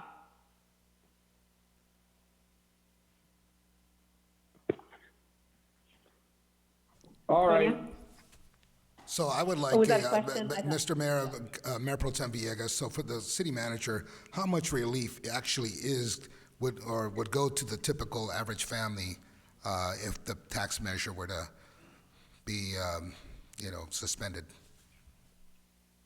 Is there a guesstimation? Maybe we can come back with a guesstimation in the future? I mean. Yeah, I could do some projections. Okay, because I know for you nothing's on going to based happen on tonight, spending. so. All right, well, thank you. That's my request. All right. Mr. Mayor, So with that, right now, there's no additional discussion. Mr. Mayor, Let me it's go on. Councilmember Penaloza. I have a comment. Go ahead, Councilman Penaloza. I just, I want to make sure we're very careful when we're looking. She wants to stop the bookmobile purchases from Public Works and the library. She wants to stop the dog park. She wants to lay off the 18 police officers that we hired or that we appropriated for last month. And she wants to lay off the code enforcement officers that we hired. Thank you, Mr. Mayor. That is so inappropriate for you to be saying stuff like that, David. Mr. That Mayor? is not what I'm thinking. All right, look, anybody who's not spoken. Yeah, Mr. Mayor, this is Sarmiento. Go ahead, Sarmiento. Yeah, thank you, Mr. Mayor. Look, I can appreciate what the council member is attempting to do. I think that's what all of us have been trying to do within our legal authority. And I know that when we extended a moratorium for our renters and tenants here in town, we followed and we're a little ahead of the direction that the governor made in his executive order, but we were sort of in lockstep. So we're trying to do things that are certainly within our ability to do. Trying to grant relief by rescinding or somehow circumventing the will of the voters on this Measure X tax on a Measure X tax measure is something difficult. I think to bring it back to the voters and to address it once again, I think undermines the fact that the voters spoke once already and they addressed this matter. And again, we put it to them and they gave us direction, and now we're following the law. So at this point, I think that we could run into Prop 218 problems. We obviously realize that our coffers are going to be going very dry. I mean, a lot of people aren't purchasing much gasoline, so our gas tax funds are going to be decreasing, and it's kind of a moot point. I think, as somebody said, not a lot of people are even purchasing many goods and services in town. So I don't think the relief that we're trying to extend to people is even worth going down this path at this point. But those are my comments. I respect the fact that we're trying to find creative ways to help our residents. I think we should just keep on looking for creative ways that are also legal. Thank you. Mr. Mayor. Thank you. Let me just add this, and then let's Mr. go on Mayor. to the next item, if we may. Mr. Mayor, Councilman Becerra here. All right, go ahead, council member. I just would prefer that you had the opportunity to conclude. So I just wanted to chime in and say, I want to echo Councilmember Sarmiento's comments that I appreciate any of our colleagues that are trying to find ways to help our residents. I mean, these are unprecedented times, and I'm proud to be with a group that has pushed forward a moratorium on evictions and other ways that we're just, we're all trying to do our best to help our residents get through, help our businesses as well get through this process. But I did have one question. I want to ask our staff, our city manager, our city attorney, did our colleague, Councilmember Iglesias, approach you about how to accomplish this? And the reason I'm asking is because I think a lot of us, just without even asking, kind of came to the conclusion that because the voters approved this, then the voters would have to be the ones that would amend this tax. So, I mean, to me, it seemed like a very cut and dry thing, but just at the very least, were you at least approached on procedure on how to do this? So as far as my response is, I did not know about this 85A on the agenda until I saw it on a draft agenda that was being discussed. So I was not consulted in terms of what steps would be required. Well, thank you, Madam City Attorney. And I'm not here to preach to anybody on how to govern, but we have some great staff, and I know there's been plenty of times that even despite my experience in government, our staff has been very essential in helping me understand certain things that we can and cannot do.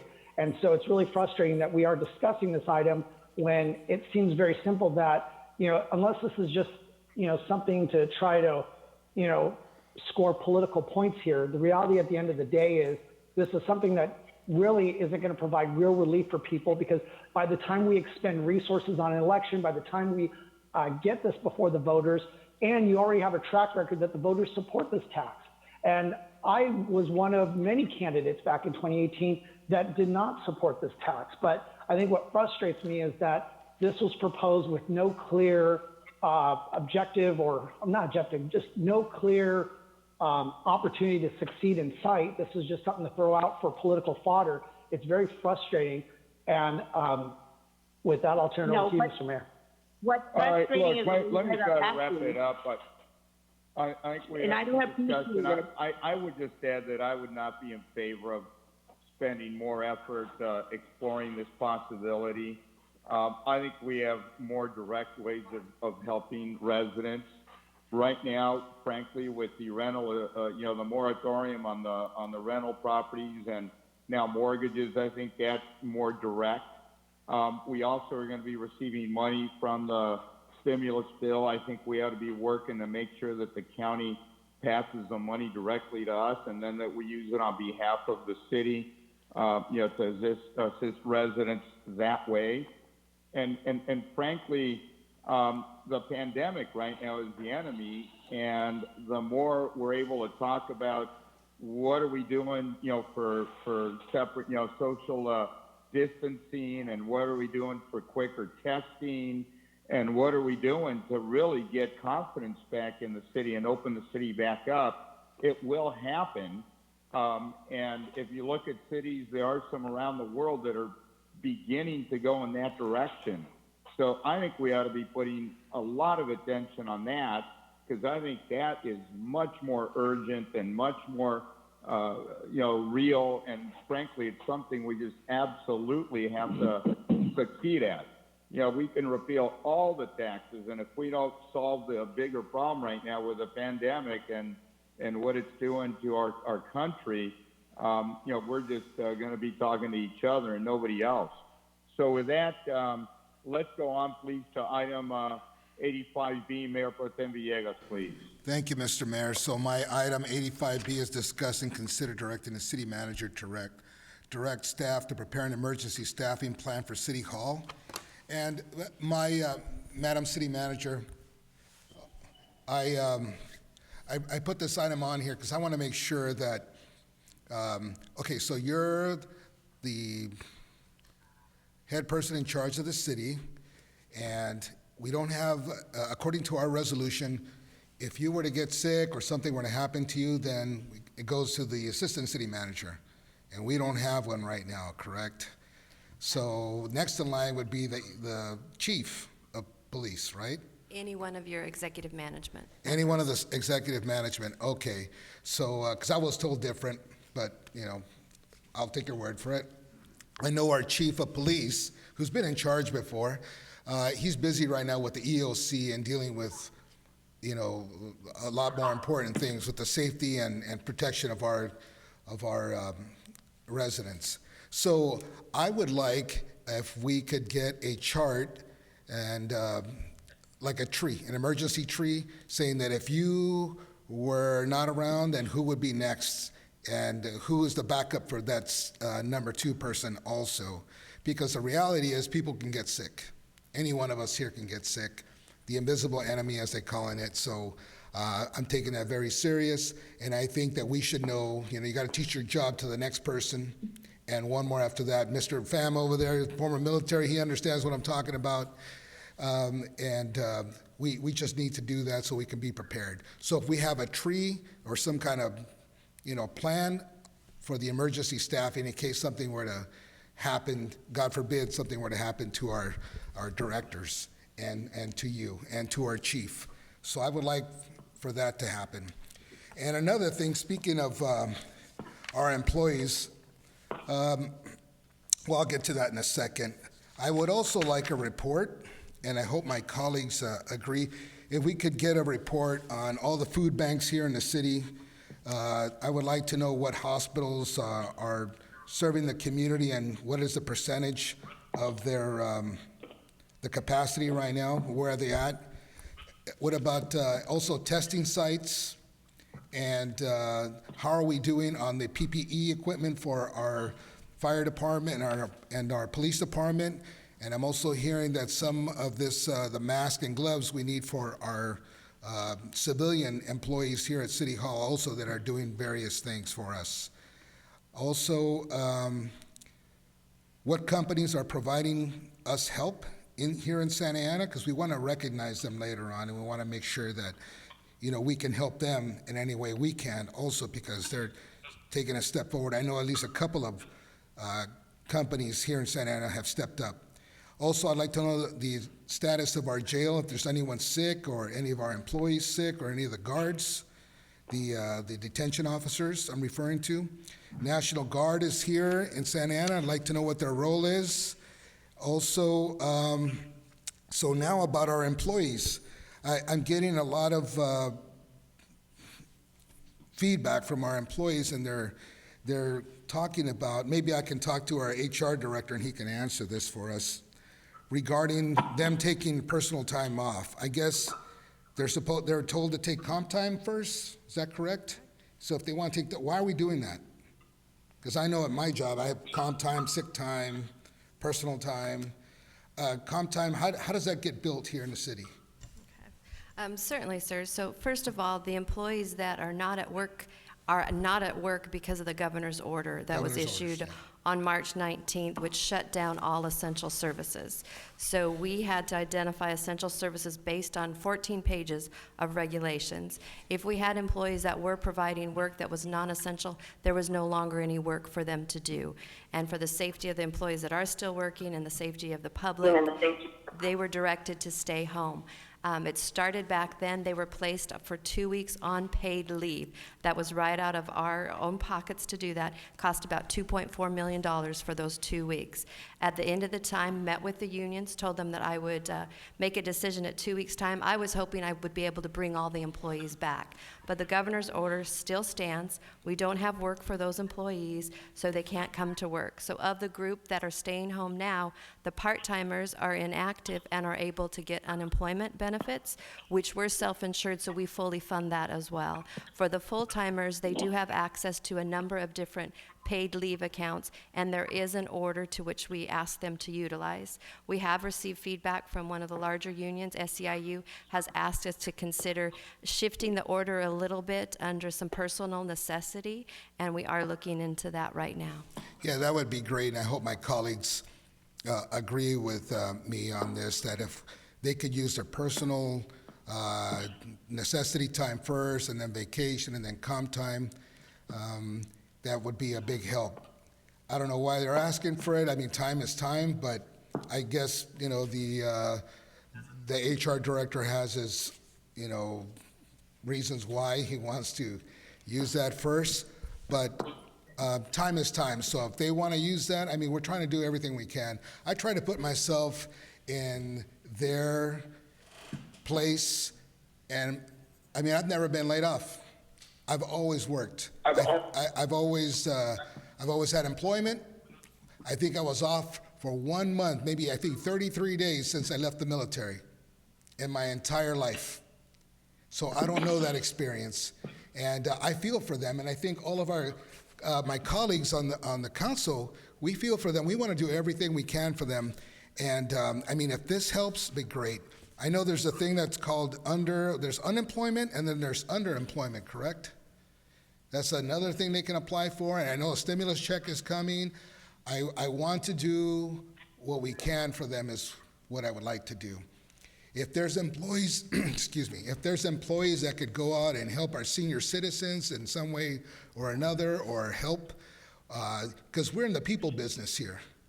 We're in the people business, and our residents mean a lot to us, and our employees mean a lot to us. A lot of the employees here at the city of Santa Ana live in Santa Ana, and we need to make sure that we do what we can for them. So, you know, I've just encouraged the staff and your leadership, you know, if we could continue to look at it, because things are changing. This is, I know we've never, you know, experienced this before. Thank God, I know that the chief, myself, and and Chief Valentine, Chief Henry from OCFA, and yourself, Madam City Manager, and Mr. Steve Reiner, we all got together from EOC, and we had been working to make sure that we had money and support from Washington, D.C.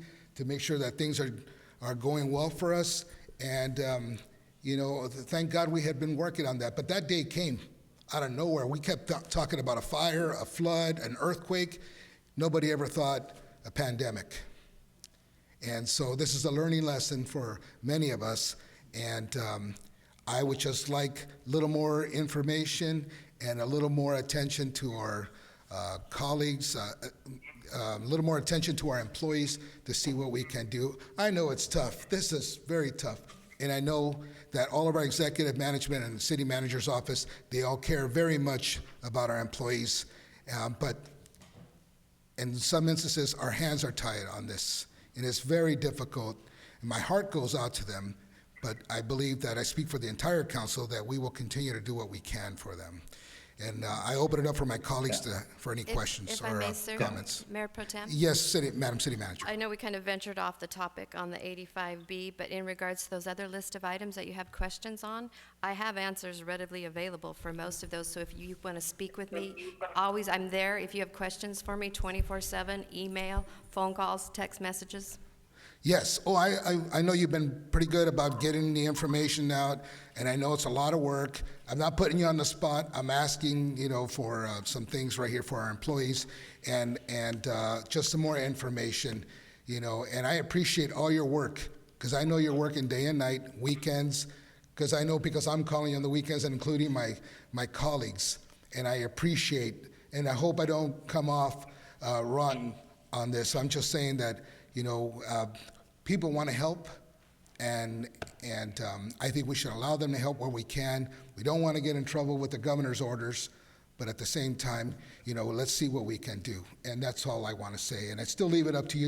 You're still the boss there, and I respect that, Madam City Manager. Let me second Mayor Pro Tem and thank you, and thank you, sir. Just say that I think we have to leave a lot of this up to the city manager's discretion and her communication with the community and city council members. The one request I would make is you gave us quite a list of different things to consider, but one, I just want to find out what is reimbursable by FEMA, and are there any things we ought to be taking a leadership position on, such as maybe testing our first responders, our critical employees, finding ways to bring more testing into the city. For example, I'd like to request that she contact AltaMed. They are doing testing here in town for residents that don't have insurance, that don't have regular doctors, but that want to be tested for the virus. And I think we need to think out of the box a little bit right now. So I would just encourage the entire city council to call the city manager with thoughts, requests, ideas, whatever it may be. And let's see, how she comes back to us individually and collectively to try to move good things forward. So with that, Mr. Mayor? Yes, go ahead, Councilor Sarmiento. Yeah, thank you. And I wanted to thank Mayor Pro Tem for bringing this before us. And I agree with almost everything that was mentioned. I did want to add, as we thank people, let's make sure we thank the good work that the city manager has done with some of the help that she's extended to our city family and city employees. I know that as we first learned of this, the first thing we wanted to do is give relief to our residents, and that was absolutely the right thing to do. But we want to make sure that we don't forget about our employees in this. And I think to the extent that we can, do as much as we can, and maybe even engage our lobbyists, both federal and state, a little bit more, because we're in this uncomfortable position that, the financial threshold for cities to receive direct assistance is to have a population of 500,000 or more, and to receive, direct assistance when you have 300 employees or less. And we fit none of those categories. So to the extent we can move some of those thresholds to benefit and help us, that would be something that, right now we need their ability to advocate strongly on our behalf. I do want to say that, I agree with Mayor Pro Tem when he talks about some of these earned benefits or these earned bank times that folks have. The sequencing, certainly is difficult, but I know that these are monies that were banked by our employees, and it's money that they put away. And so to the extent that we sequence them the way, they would appreciate, and I think that is to look at maybe sick leave first, and then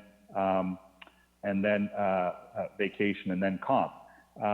I know that it may present some logistical problems, but to the extent that we try not to be too paternalistic on this and dictate what's correct for the employees, I think, again, as was mentioned, these are funds that they put away, so we want to make sure that we facilitate it, especially under these really, really difficult conditions. I don't think that anybody saw this coming. So I do think that that's something that we can do. The other one is looking at, how we're kind of nimble and how we define essential versus non-essential. I know there's hopefully going to be more grant monies available out there, and folks who are able to do some grant writing to solicit those funds could be essential in these times. I know that our Public Works Director has been very forward-thinking and looking at that, and I want to thank him for that.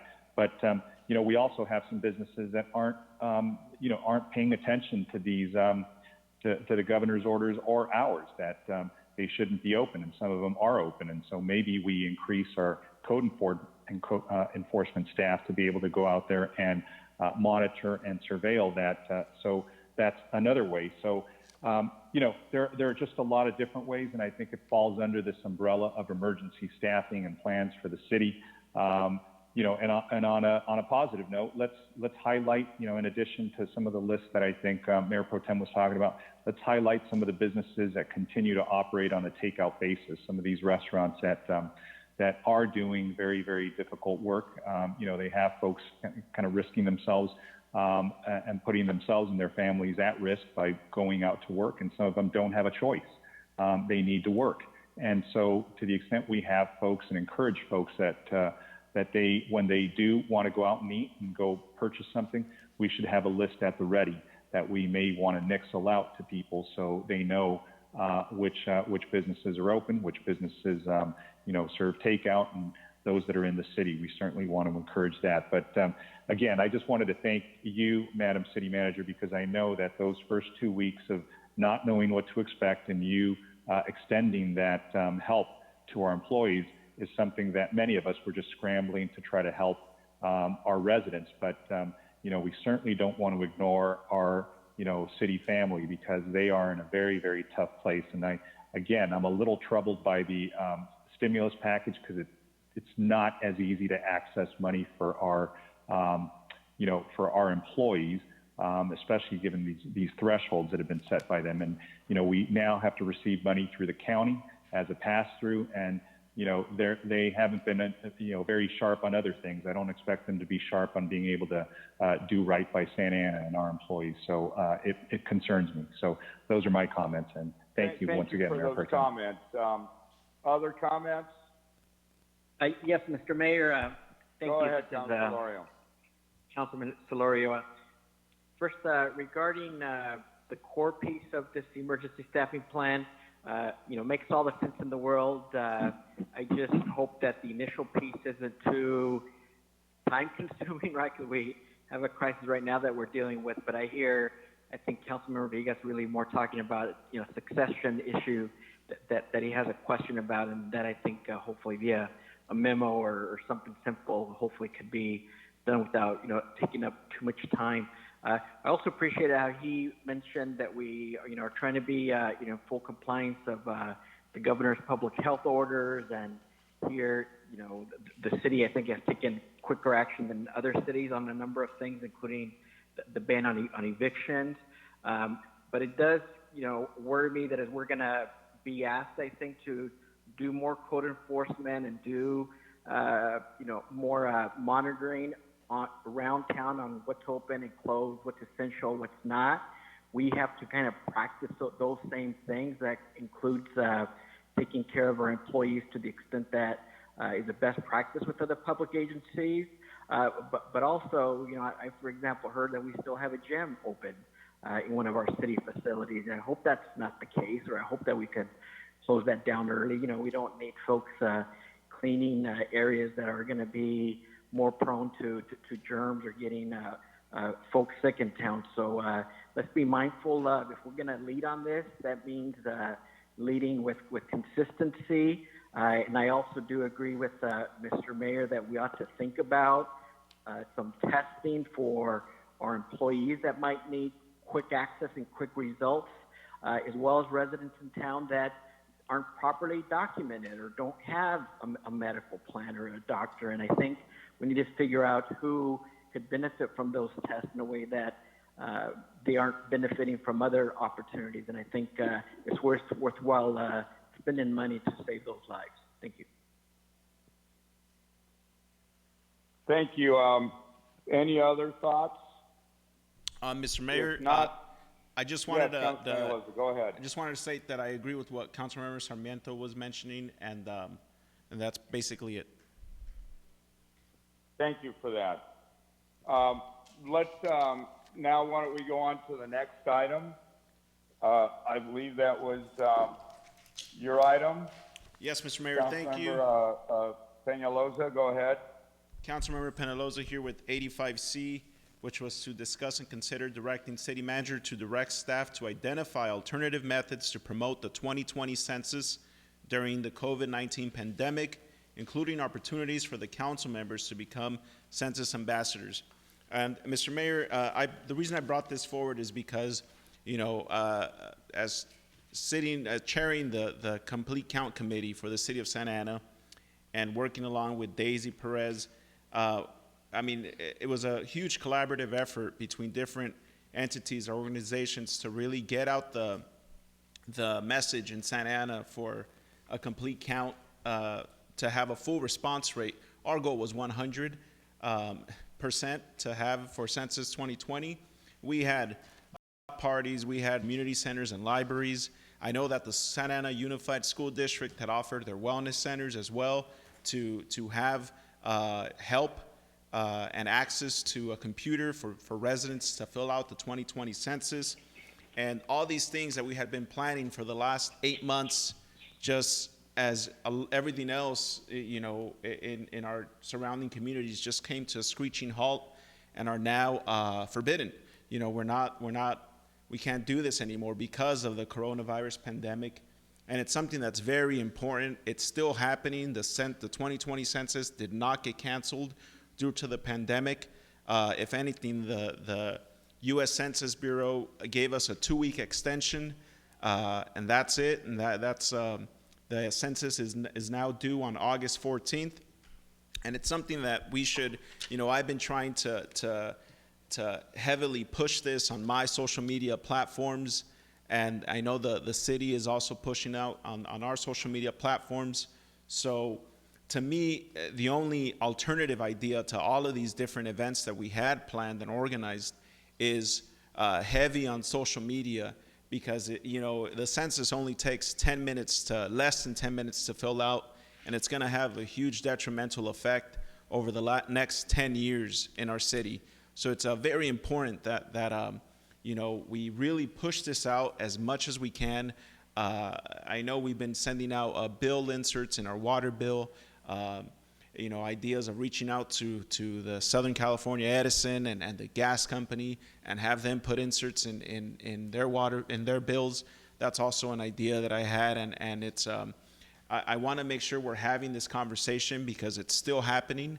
It's still going to cause a huge effect for the next 10 years in our community by the response rate. Currently, as of today, we're at 40% response rate, which is, my goal is to see, all of us, you as a mayor and my colleagues on the council, to push this out as much as we can on social media, remind the community that no citizenship question is being asked on the census, and that it is unconstitutional for the U.S. Census Bureau to use any information and share it with any other government agency. And just wanted to take the opportunity to remind the community again to visit, www.my2020census.gov to fill out the census. It'll take you less than 10 minutes. Make that a quarantine challenge and do it. It's going to have positive effects in your community for the next 10 years. And if my colleagues have any other ideas on how we could promote the 2020 census during COVID-19, please share them with us. Now's the time because it's like I said, it's something very important that we can't just ignore because of coronavirus. It's still happening. And I'd like to hear any of your thoughts that you guys had. Let me jump in if I may, Councilmember, and remind us all that, for some of us, we've seen some of this before. This is my third census that I've been a part of. And I'll tell you, the other times have been very different. We've had much, much higher participation. The coronavirus really began earlier this year, and it's just, getting stronger and stronger, taking front row center. I was on the phone 2 days ago with Senator Kamala Harris, and part of what we were talking about was the fact that California, as a state, is going to take a real beating by conducting the census at this time because, the nature of the urban centers in the state and the hard to count, residents on a good day becomes impossible on a bad day. What they told me is that the census right now is saying no, they cannot continue it. They're going to extend it, but they can't continue it because it's in the Constitution. But there's an effort afoot to try to seek a real extension so that we can have a better count. Because you're absolutely right, Council Member. This is for a decade. I believe we already had an incomplete count last time. And if we have a bad count this time, our population on paper can actually decrease. It's a double whammy. In reality, we're increasing, but on paper we can decrease, and therefore our representation decreases. All our dollars, our per capita pro rata dollars all go down. And talk about a lost decade, that is absolutely terrible. So while I think we should do everything we can to encourage people to fill it where you miss people, well, most of it they want to do by sample testing, but if your sample is bad, your extrapolation is going to be bad. And here in particular, we've got the problem right now with the school district where nobody's doing any online learning because 20% of the school district doesn't have access to the internet, so therefore nobody's going on there. Well, let's assume that 20% doesn't have access to what's going on with the census. That's devastating, and how is the census going to reach out to them? If you can't, as you pointed out, you can't go door to door, you can't, knock, you can't be present. Nobody's going to want to open the door and welcome anybody. So this is unprecedented, and I think we should be going to our delegation, our state senators, the governor, everybody. Maybe right now is not the moment. Right now all we got to do is count. But I'm telling you, a month from now, 60 days from now, we're going to say, oh my God, our numbers went way down. And we can't at that point just sit back and accept it. I think we have to find a way. We have to say these are unprecedented times, and it requires for unprecedented thinking and approaches to things. Because this is, again, a huge one. And I want to thank you because you've been very good. You've been very consistent. You've been sharing this effort. You've been reaching out to folks. But as you well know, the numbers right now are down, just compared to last time, not even assuming any growth. And I believe that there's been growth just by virtue of all the different units that we've built over the decade throughout the city that people are living in. All those residents weren't all here before necessarily. So anyways, thank you for that. Mr. Mayor, your comments definitely on point when it comes to we need to reach out to our delegation out there to get the resources that we need to really push out the effort to be counted. And, you know, it always strikes me as odd when I'm driving on the freeway and I see the sign for Anaheim and it shows a higher population than we have. And we know that we have a very densely packed population here in Santa Ana. I mean, we're the second densest city in California, and yet Anaheim is spread out as it is seen as the city with more population. I don't believe that, but I know that's because in the last census, we were undercounted. And, you know, these counts are very important. It's resources that we're going to be missing out on and representation if we don't get counted. So again, I want to thank you, Councilmember Pelosi, and I want to thank all my colleagues that are actively promoting the census, because we need to get that out there to all of our constituencies and make sure that folks participate. And I like what Councilmember Pelosi said as far as like the census challenge. You know, everybody's got an ice bucket challenge or some other, you know, challenge that they've come off seeing on social media. And I hope that people will take that 10 minutes to be counted, because that's going to have an impact on us for 10 years. Thank you, Mr. Mayor. Thank you. Other comments? Mr. Mayor? Yes, go ahead, Councilmember Peñalosa, go ahead. And I just, and that was, I listened to what you were saying, and that was my whole purpose of putting it on here, is that I know that you know, whether it's at the county, state, or federal level, they're looking at different ways and potential ways of how to address this as it's happening. But today, currently, you know, nothing's been said, and they're all just conversations, and it's still happening. So it's going to take all of us to really put our resources together and again, come up with these creative ways to promote that the census is still happening and it's going on today as it stands. So, so thank you for those comments, though. It's important that you know, my wish was to see if I could get a commitment from my council colleagues to use their own platforms on social media to push this as much as we can. I know in 2010 we had a 67.8% response rate, which is, you know, looks like my middle school report card. It was a D. So, you know, I got straight A's in high school later on, but that was. You said we're at 40%. Right now we're at 40%, and we're, you know, a couple weeks in, and we have until August 14th, which was a 2-week extension that the Census Bureau already gave us. So if you guys have any other ideas, please share them with us. August 14th, correct? Yes. It was originally so August have to 1st. Go on a forced march. And if I know that my desire is to also see a heavy paid push on social media on our accounts, City of Santa Ana Facebook page, City of Santa Ana Instagram page, YouTube advertisements.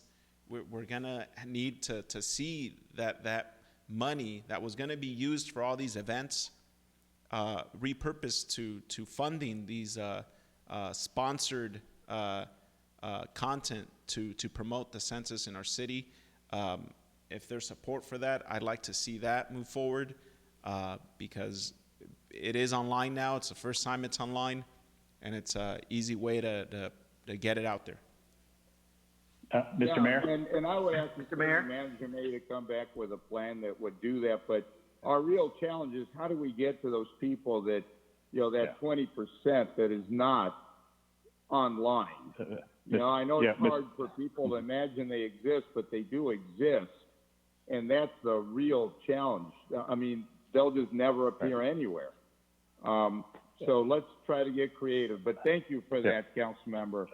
Mr. Mayor? Now, are you ready for our attention to the Housing Authority or more thoughts? No, Mr. Mayor, if we can. Go ahead, please. Thank you. And look, to the extent that you know, we give support to the council member, I think that you and I have lived through a previous census. I didn't realize you lived through 3. I've only lived through 1. This is my third one. This is the third one. So we know how difficult it is to count our community, because our community, as we just mentioned, you know, earlier, went on another agenda item. You know, not all of them have access to online media. So just to put something out on a nixle or try to reach them that way, that's a pretty simple way to do it, but it's not really the best way to do it, because a lot of our folks, just from our experience in 2010, this is a very hard to reach, hard to count community. And I think what everybody said about, Anaheim and Santa Ana, I think our numbers are much, much closer. That disparity between the two cities is very, overstated. I think a lot of folks, as you will remember, the census questionnaire had a citizenship question on it as was first proposed. People still think that's on there. And those are our folks who are monolingual Spanish speakers, folks who haven't been informed, and folks who are undocumented, and they all count. And so, and even our unhoused population, all of them count. So those are very hard to reach, to get them to fill something out, to sign on, because they're all so fearful of sharing their confidential information that could be shared with other agencies that could put them at risk. So there needs to be a real trust factor. And one of the things I was going to mention, as we're messaging on COVID, maybe it's a lesson that we learned for the census, that sending out nixles are great, and the mayor, the mayor's videos, and I appreciate him sending those, don't reach everybody. And I think we have to use some very unconventional ways of messaging to our community, and that is, folks who don't have a computer terminal at their house, or a laptop, or any sort of device with the exception of a phone. I know the school district messages effectively through text messaging. So maybe that's something that we incorporate in our arsenal of messages and communications. But even things as basic as print press, as basic as radio, a lot of our community still uses those methods of media just to get their information. So those are things that we need to continue not ignoring, because folks still use them. And I don't want us to get too comfortable with, just simply pushing out an email, because that doesn't reach everybody here.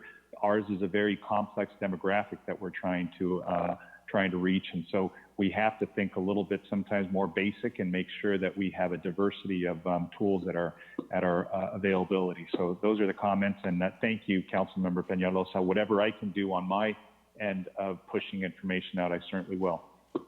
I appreciate that. Thank you for that. Thank you I have- for that. This Go is ahead, Councilmember Iglesias, go ahead.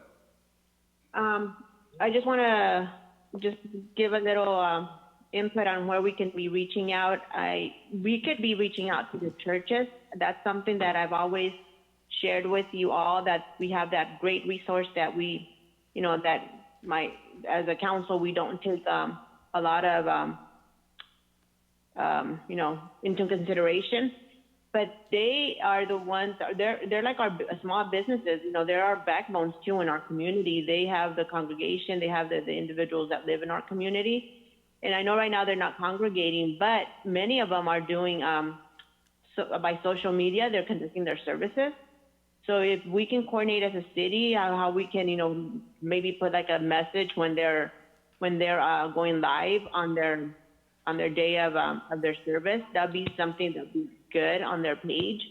So if we can coordinate that with them, that would be a great place to start.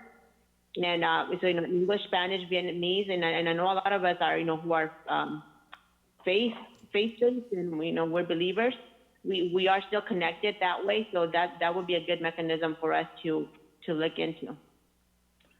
Thank you for that. In the past, we have had the whole faith community as part of the complete count committee. All faiths. I know when we had our celebration recently of the 150-year anniversary, we had a lot of different faiths. I think that's a point well taken, Council Member. We should, through our collective efforts, reach out to everybody within the faith community, because ultimately this is about counting everybody. Your numbers only get good when they're accurate. As long as you're missing gaps, you're in a terrible, terrible, terrible place, because the people are going to be here to be serviced, but the money's not going to be here to service them. So you're going to have a diminishing amount of money to spread out to a greater need. And that's a very, very bad combination. So thank you for that again. Mr. Mayor, Let's go Mr. to the Mayor, Housing Authority, if I may. Mr. Mayor, if I could just. Yes, Councilmember Solorio, go ahead. Penaloza, if I could just Sorry, add, if I could just add to that, to Councilwoman Iglesias' comment, thank you for bringing up the church idea. As in the complete count committee, we actually had some representatives that I believe it was the Templo Calvario were there, and the Diocese of Orange, and the Catholic Diocese of Orange, and some other one of the Vietnamese church groups were there as well. They sat in all the meetings, and that was the idea, to have comments at every service, mass, whatever it was, before or after. So it was definitely a direction we were heading in. But I personally hadn't thought of that, of having them do it on their live feed now that they're going that direction, which is great. So thank you for that. And Daisy is I'm sure taking notes to make sure that we reach out to those church groups. So thank you. That's it, Mr. Mayor. Thank you for that. Let's go on to the Housing Authority then. I would call the Housing Authority into order. And Madam Clerk, let's go ahead and conduct a roll call vote. Okay, so we have 2 consent calendar items, the minutes and also excused absences. If I can get someone to motion and second. Yeah, but don't you, according to your notes here, we have to call the meeting to order first. Oh, excuse me. By doing a roll call. Yes, excuse me. Authority Member Becerra? Here. Authority Member Iglesias? Present. Authority Member Peñalosa? Yes. Authority Member Sarmiento? Here. Authority Member Solorio? Here. Vice Chair Villegas? Here. Chair Pulido? Here. Now I'll go ahead and entertain a motion on the regular item. And I don't believe we have any excused absences, so just the regular meeting minutes for the March 3rd, 2020 meeting. I'd entertain a motion. So moved. So moved. Okay, roll call vote, please. Authority Member Becerra? Yes. Authority Member Iglesias? Yes. Authority Member Peñalosa? Yes. Authority Member Sarmiento? Yes. Authority Member Solorio? Yes. Vice Chair Villegas? Yes. Chair Pulido? Yeah. So I believe that's the end of the consent calendar. Do we need a Public, a we have one, public hearing on item number 3? we have a public hearing, item number 3. And we do not have any public comments on YouTube, but we do have 2 participants or 2 attendees that called in. And I don't know if it's for this item or not, so I'm going to go ahead and allow them to speak. Okay, go ahead. Yes, this is Carl Benninger. I wasn't on this. I was not agenda items, but if I can go ahead. Go ahead, Carl, you're here. Okay, thank you.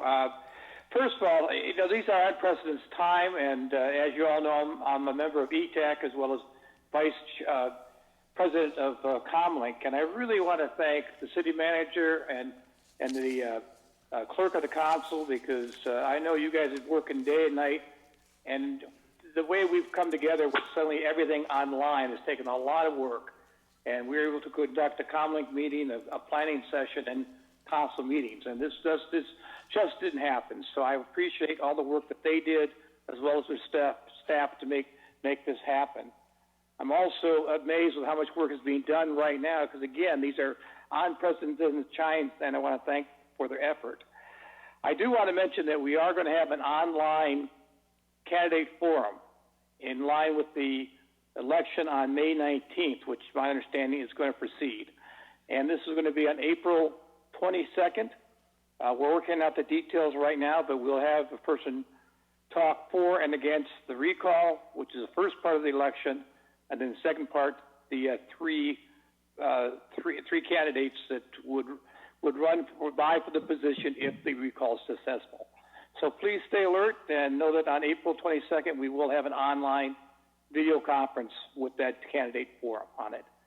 And I'd just like to add, I appreciate these last three items have been talked about. They're very good issues. I definitely support church involvement. In my church, St. Simon Jude, we actually have a group there calling our parishioners to keep them in touch so that when this is over, that they'll come back to church. But what a great opportunity that if there are other groups in Santa Ana doing that, to getting the word out about the census, because I've been around too, and I know how we struggled last time, Mayor, and I know you did every effort you could to get the number where it was, and it does have a definite effect. So I definitely support you on that. So thank you, and I also agree with. Yes. Go ahead. I also agree with Mr. Councilman Vegas, the fact that the succession plans, very important to me when I worked in the chemical industry, that we had backup people that could move in at any given notice, and it also helped us that when we had to move people quickly, we knew who our replacements were. So I definitely support that. So with that, thank you. Thank you. Who's the other speaker, Madam Clerk?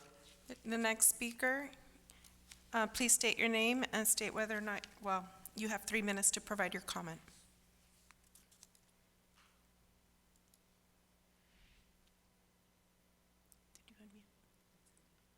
You're unmuted if you would like to speak at this time.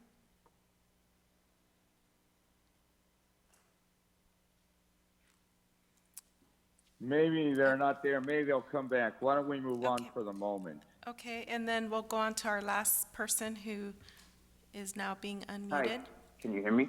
Yes, please state your name. Go ahead. All right, Yeah, my name is Nathaniel Greenside. Sorry, I guess the phone system was working weird. In any case, my name is Nathaniel Greenside. Thank you for taking my comment.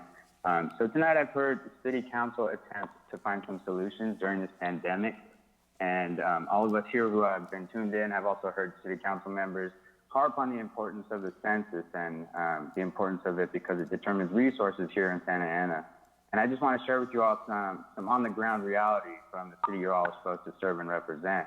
The Willard neighborhood has seen more U-Hauls this past month alone because landlords are scaring tenants with evictions, which we all know are not enforceable due to what you all enacted most recently during this pandemic. However, you know, residents are still being bullied with rent increases while they're unemployed.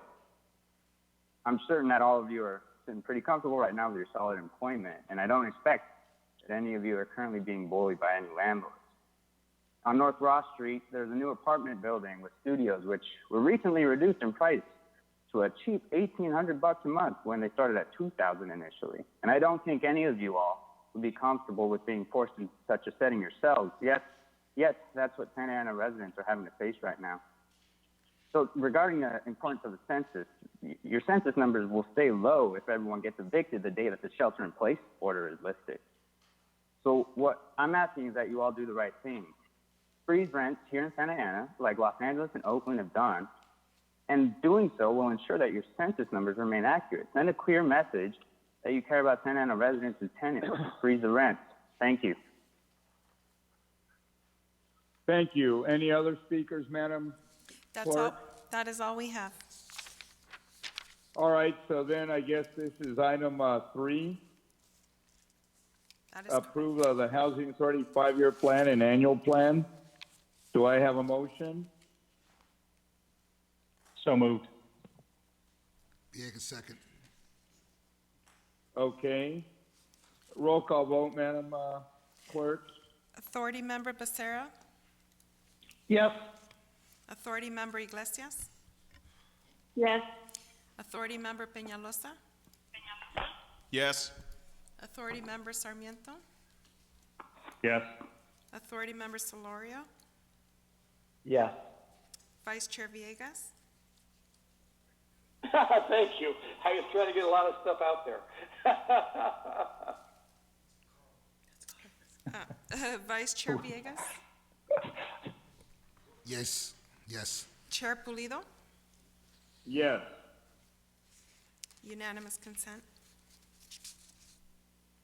Okay, so our next item then, Public are we comments? to, do we have any public comments?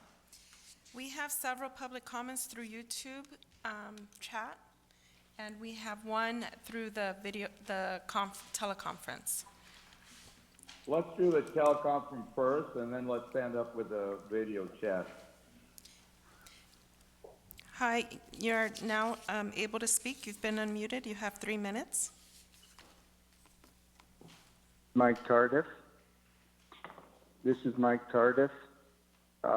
It seems to be going in and out between muted and unmuted. So I'm assuming that you can hear me now. My concerns. We can hear you. Go ahead, Mike. We can hear you. Thank you, Mayor. My concern is concerning the election coming up in May and the possibility that there would be door-to-door ballot harvesting. I don't think that's a good idea considering the virus situation. It'd be very unhealthy for the residents and also for the ballot harvesters. I think that the city could possibly come out with a resolution of some sort, or the mayor could make a proclamation that this should not be allowed at this time due to the virus situation. And that I think this is an emergency type situation that would fall under the Brown Act as being permissible to be council to take action on this evening. I think it's that important that ballot harvesting not be allowed for the safety and health of Santa Ana residents. And that is my comment. Thank you. Thank you, Mike. Let's go to the other comments, Madam Clerk. Yes, we have 2 that need to be translated, and I will ask for Cesar to come down, and meanwhile, I'll go ahead and read the ones provided to me in English. Gisela Contreras, can we ask City Council to vote on recalling Measure X, or what do we need to do to get to omit on November ballot to recall Measure X? The voters should have the right to recall any measure if the City Council is not willing to do it. Then what do we do? Residents need to do. Submit signatures to get in the ballot. Regarding census, give people toilet paper or other essential as incentive to do census. They can provide proof that they've completed it. What about using the same system as Amber Alert to send a mass message to remind everyone about the census? We get those on phone for emergency alerts, etc. Max Motal. I'm a resident and business owner here. My water bill doubled this month when our usage remained the same. How does the City Council justify the increase at such an already detrimental time to Santa Ana businesses and residents? Mexley Lopez. How will the City Council protect tenants who are struggling from income loss due to COVID-19 from confronting rent increases when they are already struggling to pay rents as they are? Danny Vega.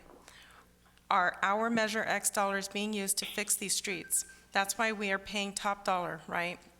Sid, for public record, does the city recommend we report businesses like nail salons that are still open or soccer games being played at the park? If so, what number should we call? Maria Ceja. Will there be a specific COVID-19 rental assistance program that includes all Santa Ana residents? How will you further protections for tenants facing job income security? Valeria Esqueda. My name is Valeria Esqueda. As a sanctuary city, when can we expect the city to start an emergency assistance fund for undocumented folks that are affected by COVID-19? Sylvia Avendaño. Okay, now I have those, they're ready to be translated. Go ahead.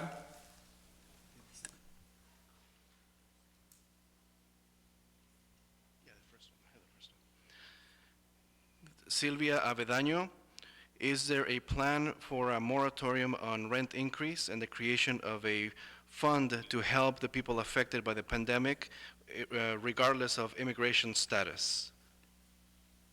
It looks like that was a repeated comment. So that was, yeah, it was just one comment that needed to be translated. Thank you. And that is all we have, Mayor. Okay.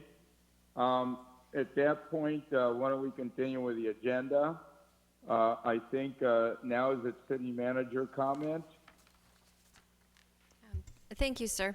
Just a few comments. I echo what everybody has said tonight. We definitely are in unprecedented times, and it's evolving very rapidly. And just in a little over 3 weeks, under your leadership, we have declared a local emergency. We have activated our EOC. We have closed down community centers, the library, the zoo, park amenities, and public counters, and other non-essential services. Currently, there are 458 employees that have no work to perform and are at home, and that consists of 114 full-time employees and 344 part-time employees.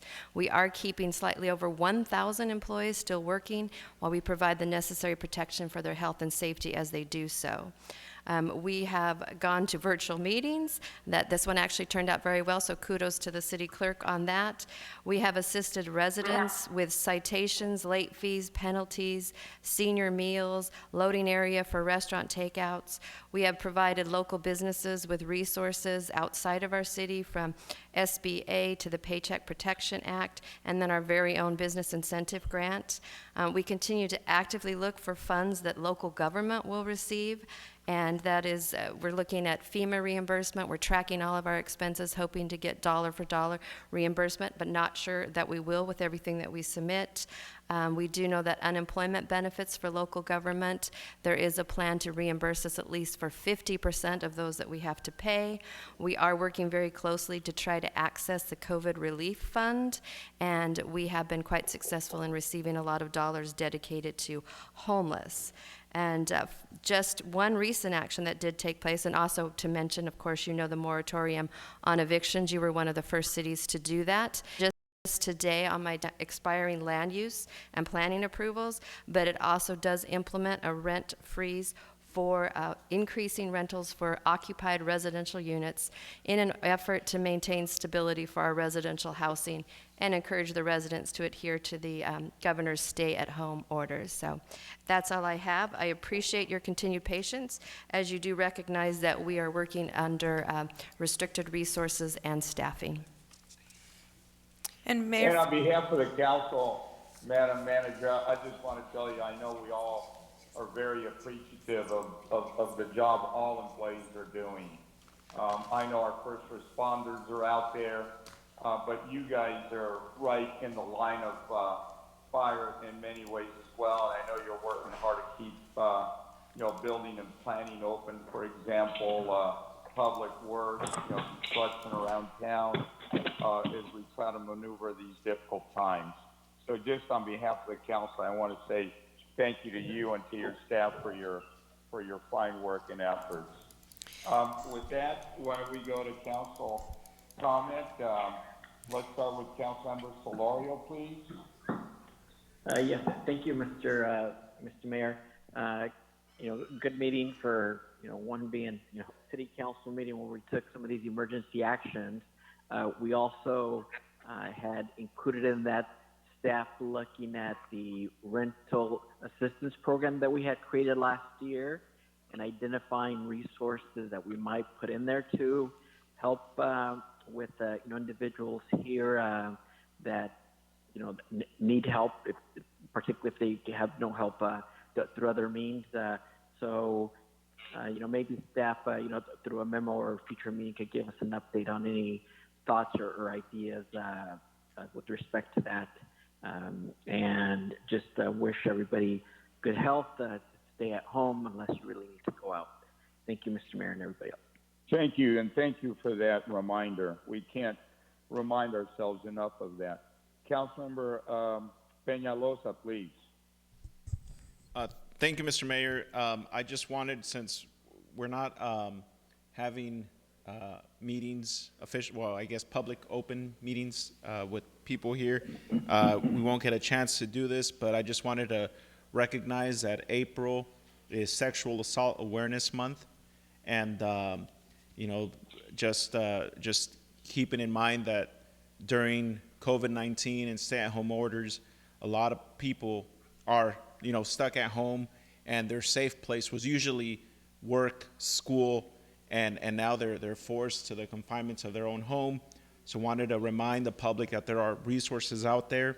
There's a hotline, 1-800-656-4673. That's available 24/7. That's the National Sexual Assault Awareness or hotline, I'm sorry. And also our own Family Justice Center here in Santa Ana is also available at Monday through Friday from 8 a.m. to 5 p.m. at 714-222-3207. These are all important resources to remind the public that are available in times of crisis, and there are people out there to help. With that said, I also want to, again, remind everybody about the 2020 census. Again, visit www.my2020census.gov. And just wanted to thank staff for wrapping our heads around this virtual reality thing that we got going on here. I don't know how long it's going to last, but I'm hoping it's over soon. And remind everybody to please stay home, stay safe, and hopefully we could, we're all in this together and we could get over this soon. So thank you, and good night. Thank you for those words. Councilmember Iglesias, please. Thank you, Mr. Mayor. I just want to thank staff for all of their diligent work that they've provided this meeting. It went pretty smoothly. I want to, give props to them. Also, I want to ask the city manager if you could meet with the individuals who have stated their concerns about the rent freeze. I know that there's a lot of them that want a rent freeze, but I still don't understand the concept behind it, the rent freeze, what they're really asking for. I think they said they stated some things have happened like in LA and in Oakland. So if that's something that you could speak to them and get more information just for my purposes, I would really appreciate it. Another thing I would like to just remind everyone, I know that one thing, I appreciate what the mayor is doing with his videos, but if there's a way for the city manager to do daily updates on what's going on, I think that's something that the community has been asking for. They feel that, we don't communicate with them as much as we should. I know we put a lot of things on our website in Nixle, but as stated before, not everyone has it. And but through social media, I believe, Christine, I think you would be very effective if you could be the one that could be. That would be, my council colleagues would have to agree, but I think it's something that, as as the one managing our city, and you have like more contact because you're there every day with the CEO from the county. If that's something that you could do more on a daily basis, because our community wants updates, and it seems that we just get our updates from other individuals instead of getting it from you directly. But so I believe that the city residents would really appreciate it. So if that's something that could be done, I would really encourage it. And another thing I would just like to say, everyone, I know that there were like a lot of concerns with the parks being closed and everything. Not being closed, but now that they're closed for, residents, we have to be more proactive as a city of, how we're going to deal with the transients. The transients are taking over our city. So there has to be a plan in place on how we're going to address that. I believe that's something that should be coming from the chief of police. Is there a plan that you guys have, deploying more officers? So if that would be something that would be benefit to our city, because when I drive around the city, I see a lot of transients everywhere. They're taking over, and then our law-abiding residents are, we're stuck inside our house because we're abiding by the law, and we want to shelter in place to consider others. But it's not right for us to be inside while our city's being taken over by sometimes criminal behavior by some of these transients. So I would ask that if the chief can give us a plan on, how they're addressing that, that would be greatly appreciated. But with all this said, I just want to wish everyone a happy Easter.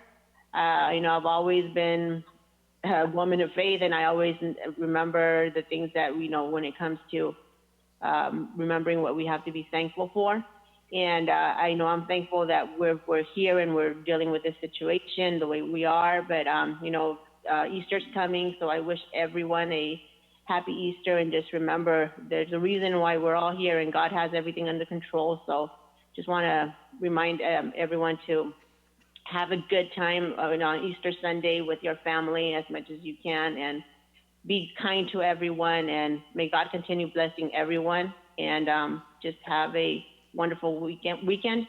And we'll be seeing each other again, hopefully soon, I hope. But in the meantime, I just want to thank everyone for your continued support on everything that we're doing with the city, and let us know how we can continue supporting our residents. Thank you.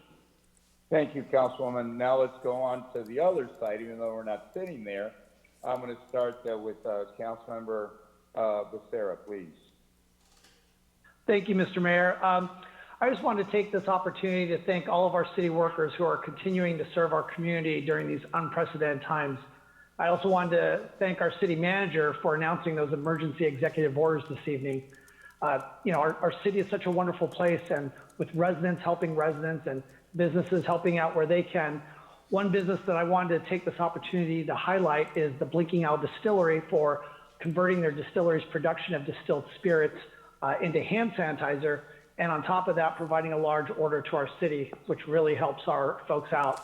And with that, I'd just like to say, please stay safe, Santa Ana, so that we can flatten that curve and enjoy our amenities soon. Thank you. Thank you very much. Councilmember Sarmiento, please. Yes, thank you, Mr. Mayor. And I just wanted to, thank and appreciate what the city manager has done, and obviously all of her staff. But especially under her leadership, because she was called to do some very, very complex things in a short period of time. I don't think she ever signed up for having to deal with a pandemic in her first year of service here with us. But we certainly know that anybody can govern and lead in easy times.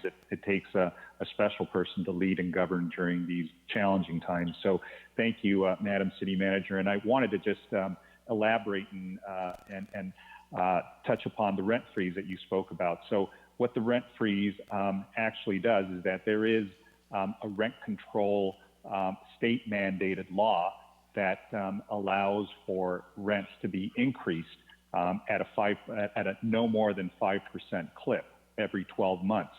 So you're also allowed 3% CPI on top of that. So conceivably, if one of our landlords hadn't increase that rent in the past 12 months, they could have done it during this time.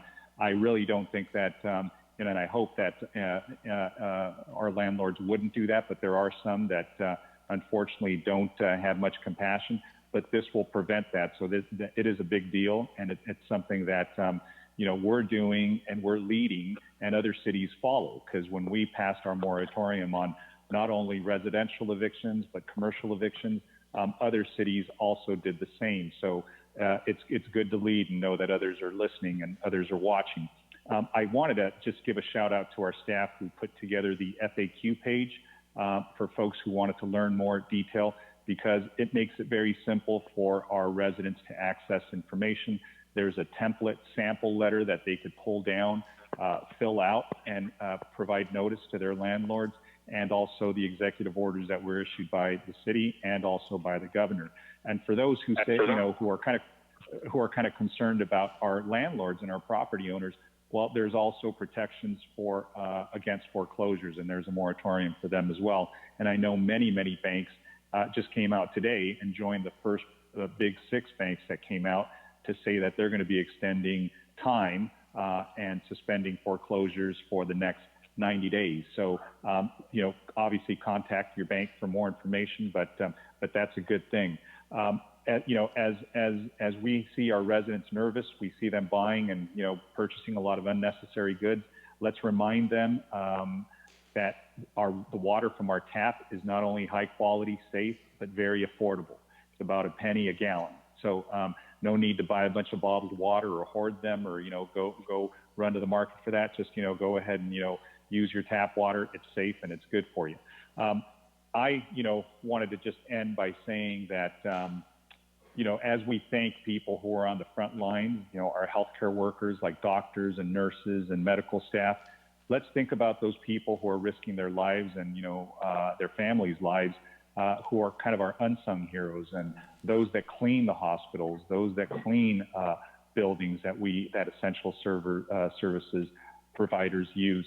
Our janitors, our grocery clerks, our grocery folks that are staffing the stores that allow us to go and shop safely, those that are at pharmacies, our farm workers who are picking a lot of the produce that we're able to go and purchase safely, our restaurant employees who are doing a very, very tough job and, again, sacrificing their own health and their family's health by providing an essential service.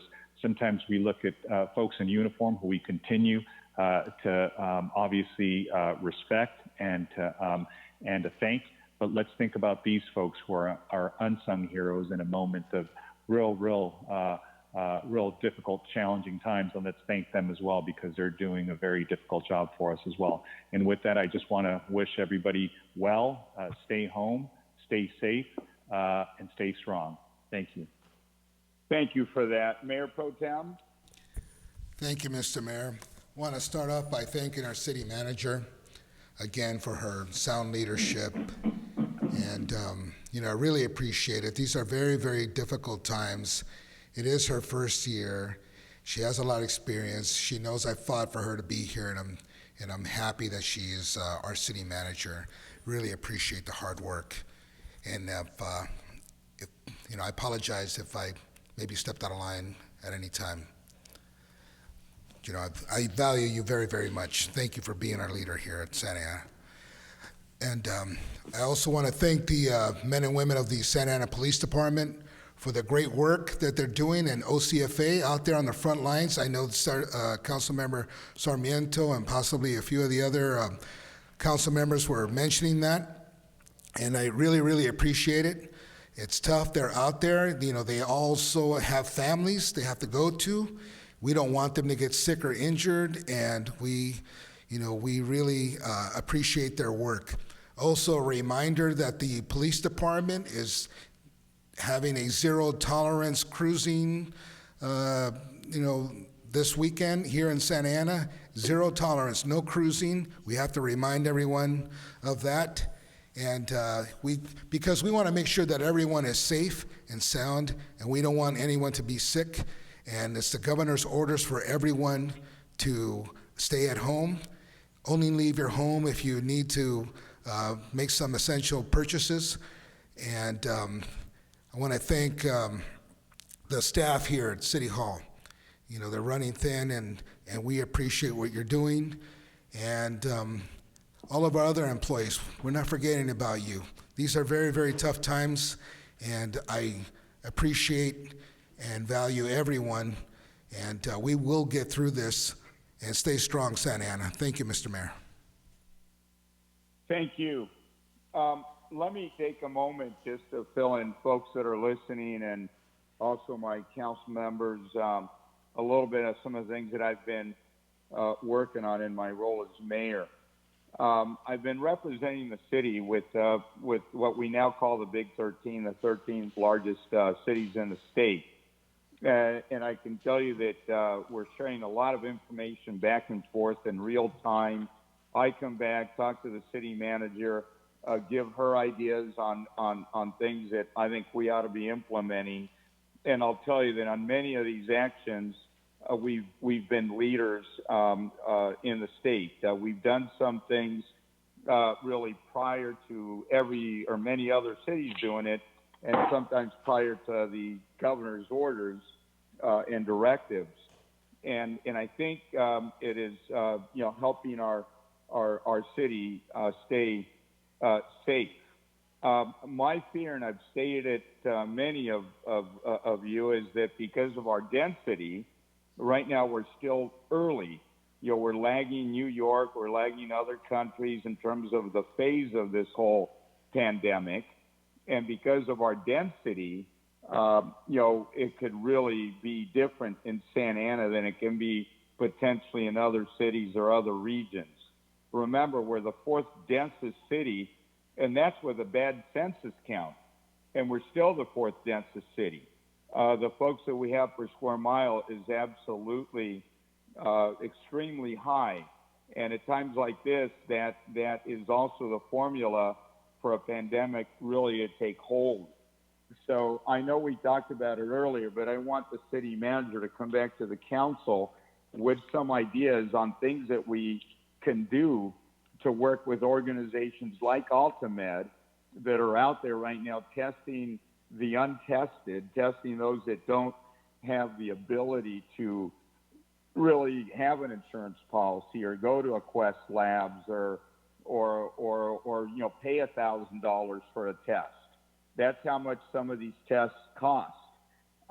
And so, again, I believe working with nonprofits and others, we can lower the cost, make it accessible to the public, and we need more testing. Right now, the numbers here in Santa Ana have been relatively low, I think in large part because we haven't been doing much testing as a county. In the first 90 days, they only had about 8,000 tests. 8,000 tests for 8 million people is absurdly low. Now they're beginning to pick it up, but the county is moving very, very slowly. So I'm trying to figure out what are other cities, what's in LA doing, what's San Diego doing, what are they doing to open up more options for the community and control, what's going on in their communities. So, to that effect, I've contacted every mayor in the county. We had one call last Thursday. We're going to have another call this Thursday. I'm going to try to get them all to communicate once a week and figure out what we can do with the United Voice. One thing that I'm asking them to do right now is to make sure that this money that comes from the stimulus package, Councilmember Sarmiento mentioned it earlier specifically, and he's right on point. Money's going to come to Orange County, but it's going to stay at the Board of Supervisor level, and they can sit on it for a long, long time, and then they can take a 15% administrative fee and eventually dole it out. I'm writing a letter trying to get every mayor in the county to sign it. I'm very certain we're going to be successful, demanding that the money that arrives immediately gets passed through, without any deduction to all the cities on a per capita basis. There's good support from that already, and I think that that the county will have to respond and respect that. I'm also trying to work actively with the business community. I've had calls already, and we have more calls coming with restaurant associations, with groups like the Chamber of Commerce, with business groups, trying to communicate with them about how to stop the pandemic from spreading. In particular, we've come out with requests that are now becoming orders from the governor, but we went there first to tell anybody involved in the food business to wear a mask, to wear gloves, to have desanitizer, to be very conscious of how the virus can travel and be transmitted. So, I was on the phone recently with a large company here in Santa Ana that makes millions of cookies, and I was asking them, can you be more careful as you process the food? And I remember the CEO telling me, well, we follow all the guidelines and we're not contaminating anything, and don't make us wear masks or do anything because it'll just be a hindrance to us. And then I asked them one question. I said, how many of your employees have you tested? And the answer was 0. How do you know one of your employees is not sick and passing the virus onto all these cookies that you're putting in your packages? And of course they don't. They don't know that that's not occurring. So we all have to be creative. We have to be aggressive. We have to figure out how to stop this transmission of the virus from occurring. And I think by doing that, hopefully, we're going to be, a shining star as we compare the West Coast to the East Coast. Already, we know that at least right now our numbers are lower, but we also know that we're earlier on the curve. By the time the people start going to hospitals and they start getting sick, and then you don't have enough ventilators, and then you start having more deaths occur. Eventually, you turn it around, but at a very, very great cost. So I'm trying to figure out how do we get ahead of this on the front end and do everything we possibly can to slow it down. We, again, please, let's talk. I know Sonia told us that right now we can talk more to each other, especially about the pandemic than we can in regular times without violating the Brown Act. So I just want to tell you, anybody have any ideas, anything you want to talk about, let's help each other get this done because I think together we can do a whole lot more. And our city needs us right now more than ever. Many of the things we talk about are important, but they pale in comparison with what could happen if this pandemic really were to take hold here in Santa Ana. I spoke to a mayor in Italy that where their problem became the great number of deaths. I spoke to a friend, that comes from Spain, and the ice rink where he skated on as a child is now a place where they're putting all the bodies because they have so many. Already in New York, they don't have enough places to bury people. And they used to give the bodies back to the families. Now the bodies are just being incinerated immediately so the virus doesn't spread. So, again, please give your ideas to Christine. Let's share them with each other. I believe we can make a difference. I think now is the time to be aggressive. If you're ever going to, go too aggressive, now is the time. Because if we're able to dodge this and it doesn't take too many of our, loved ones in our community, that is the best possible thing we can do. And the sooner we tackle this virus and get it under control, and I believe it's possible to do so, the sooner, the economy opens up and the jobs start up again and all these other problems that are going to come our way don't come our way because we turn the corner early. So let me just tell you that I appreciate everything everybody is doing, every single member of the city council, every single member of our city family and staff, and especially all the residents, which are, just staying at home, trying to really limit that contact, making sacrifices, tremendous sacrifices, so that we collectively can look out for each other and have a better and a safer future. So with that, again, thank you again. Thank you, everybody. And let's be kind to each other and let's be safe and let's keep working on behalf of this beautiful, beautiful city. Mayor, this is Daisy Gomez, Clerk of the Council. I just want to let you know that there were several other comments that came in related to the rent freeze item. I don't know if you wanted me to read those out or if you. No. What I want you to do is just write a memo and send it out to the entire city council, please. Okay, will do. Thank you. Okay, and add it to the record. Thank you. So with that, let's call it a day. We've been on here, I don't know, I guess for 3 hours and 28 minutes and 45 seconds. So I consider it a success. And again, thank you, everybody. Thank you very much. Take care.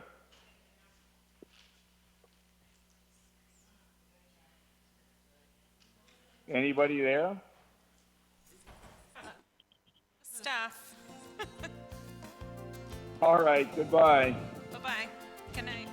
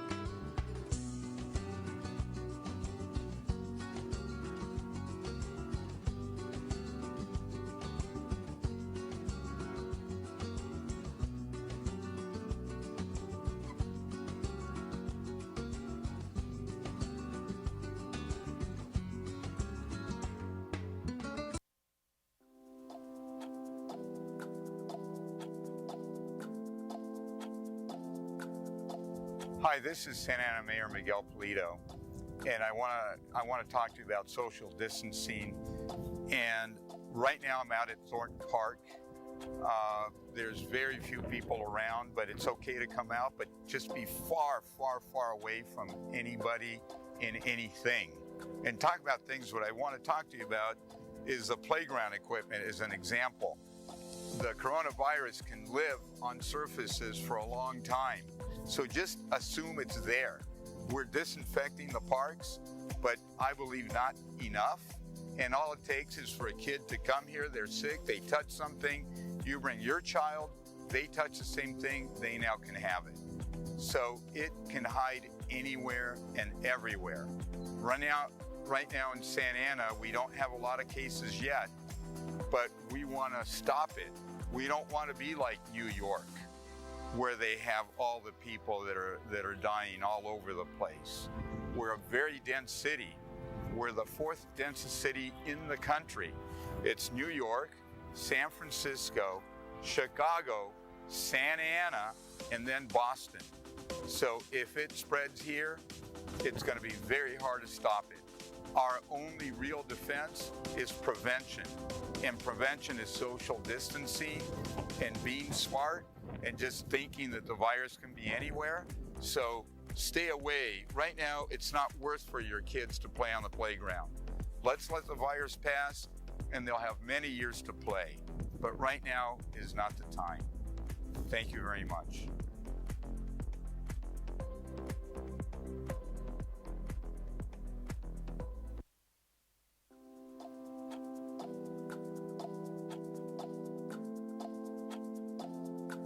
Hola, les habla el alcalde de Santa Ana, Miguel Pulido, y hoy estoy aquí en un parque y lo que les quiero decir es mantengan muchísima distancia. La única manera que este virus los puede impactar es contagiándose. Entonces aquí, en este momento, por ejemplo, aquí ven donde pueden jugar los niños. Es mejor que no haya niños aquí ahorita. ¿Por qué? Porque aunque estamos desinfectando los parques, todas estas superficies, si llega un chiquillo o una chiquilla, las toca, luego llega otro niño o niña, también lo tocan, ya se contagiaron. Entonces, este virus se esconde. Tenemos que pensar que puede estar en todas partes, entonces mejor no tocar superficies. Si pueden ponerse guantes cuando vayan a la tienda o lo que sea, hagan eso, porque somos una ciudad muy densa. Tenemos casi 18,000 personas por milla cuadrada. Hablando de densidad, está Nueva York, San Francisco, Chicago, Santa Ana y luego Boston. Somos la número 4 más densa del país. Entonces es una cosa muy peligrosa. Si aquí se nos empieza a descontrolar la virus, vamos a estar como Nueva York, donde están viendo tanta gente muerta. Tenemos que evitar eso. Y la mejor manera es con distancia. No se acerquen a otras personas, no se acerquen a superficies y por lo pronto si van al supermercado o lo que sea, toquen lo menos. Si pueden conseguir guantes, consigan guantes, pónganselos y protéjanse. Esto va a pasar, pero mientras estamos que no sabemos, la mejor defensa es cuidarnos. Y la manera de cuidarnos es limitando el acceso a la virus. Que Dios lo bendiga, mucha suerte y adelante.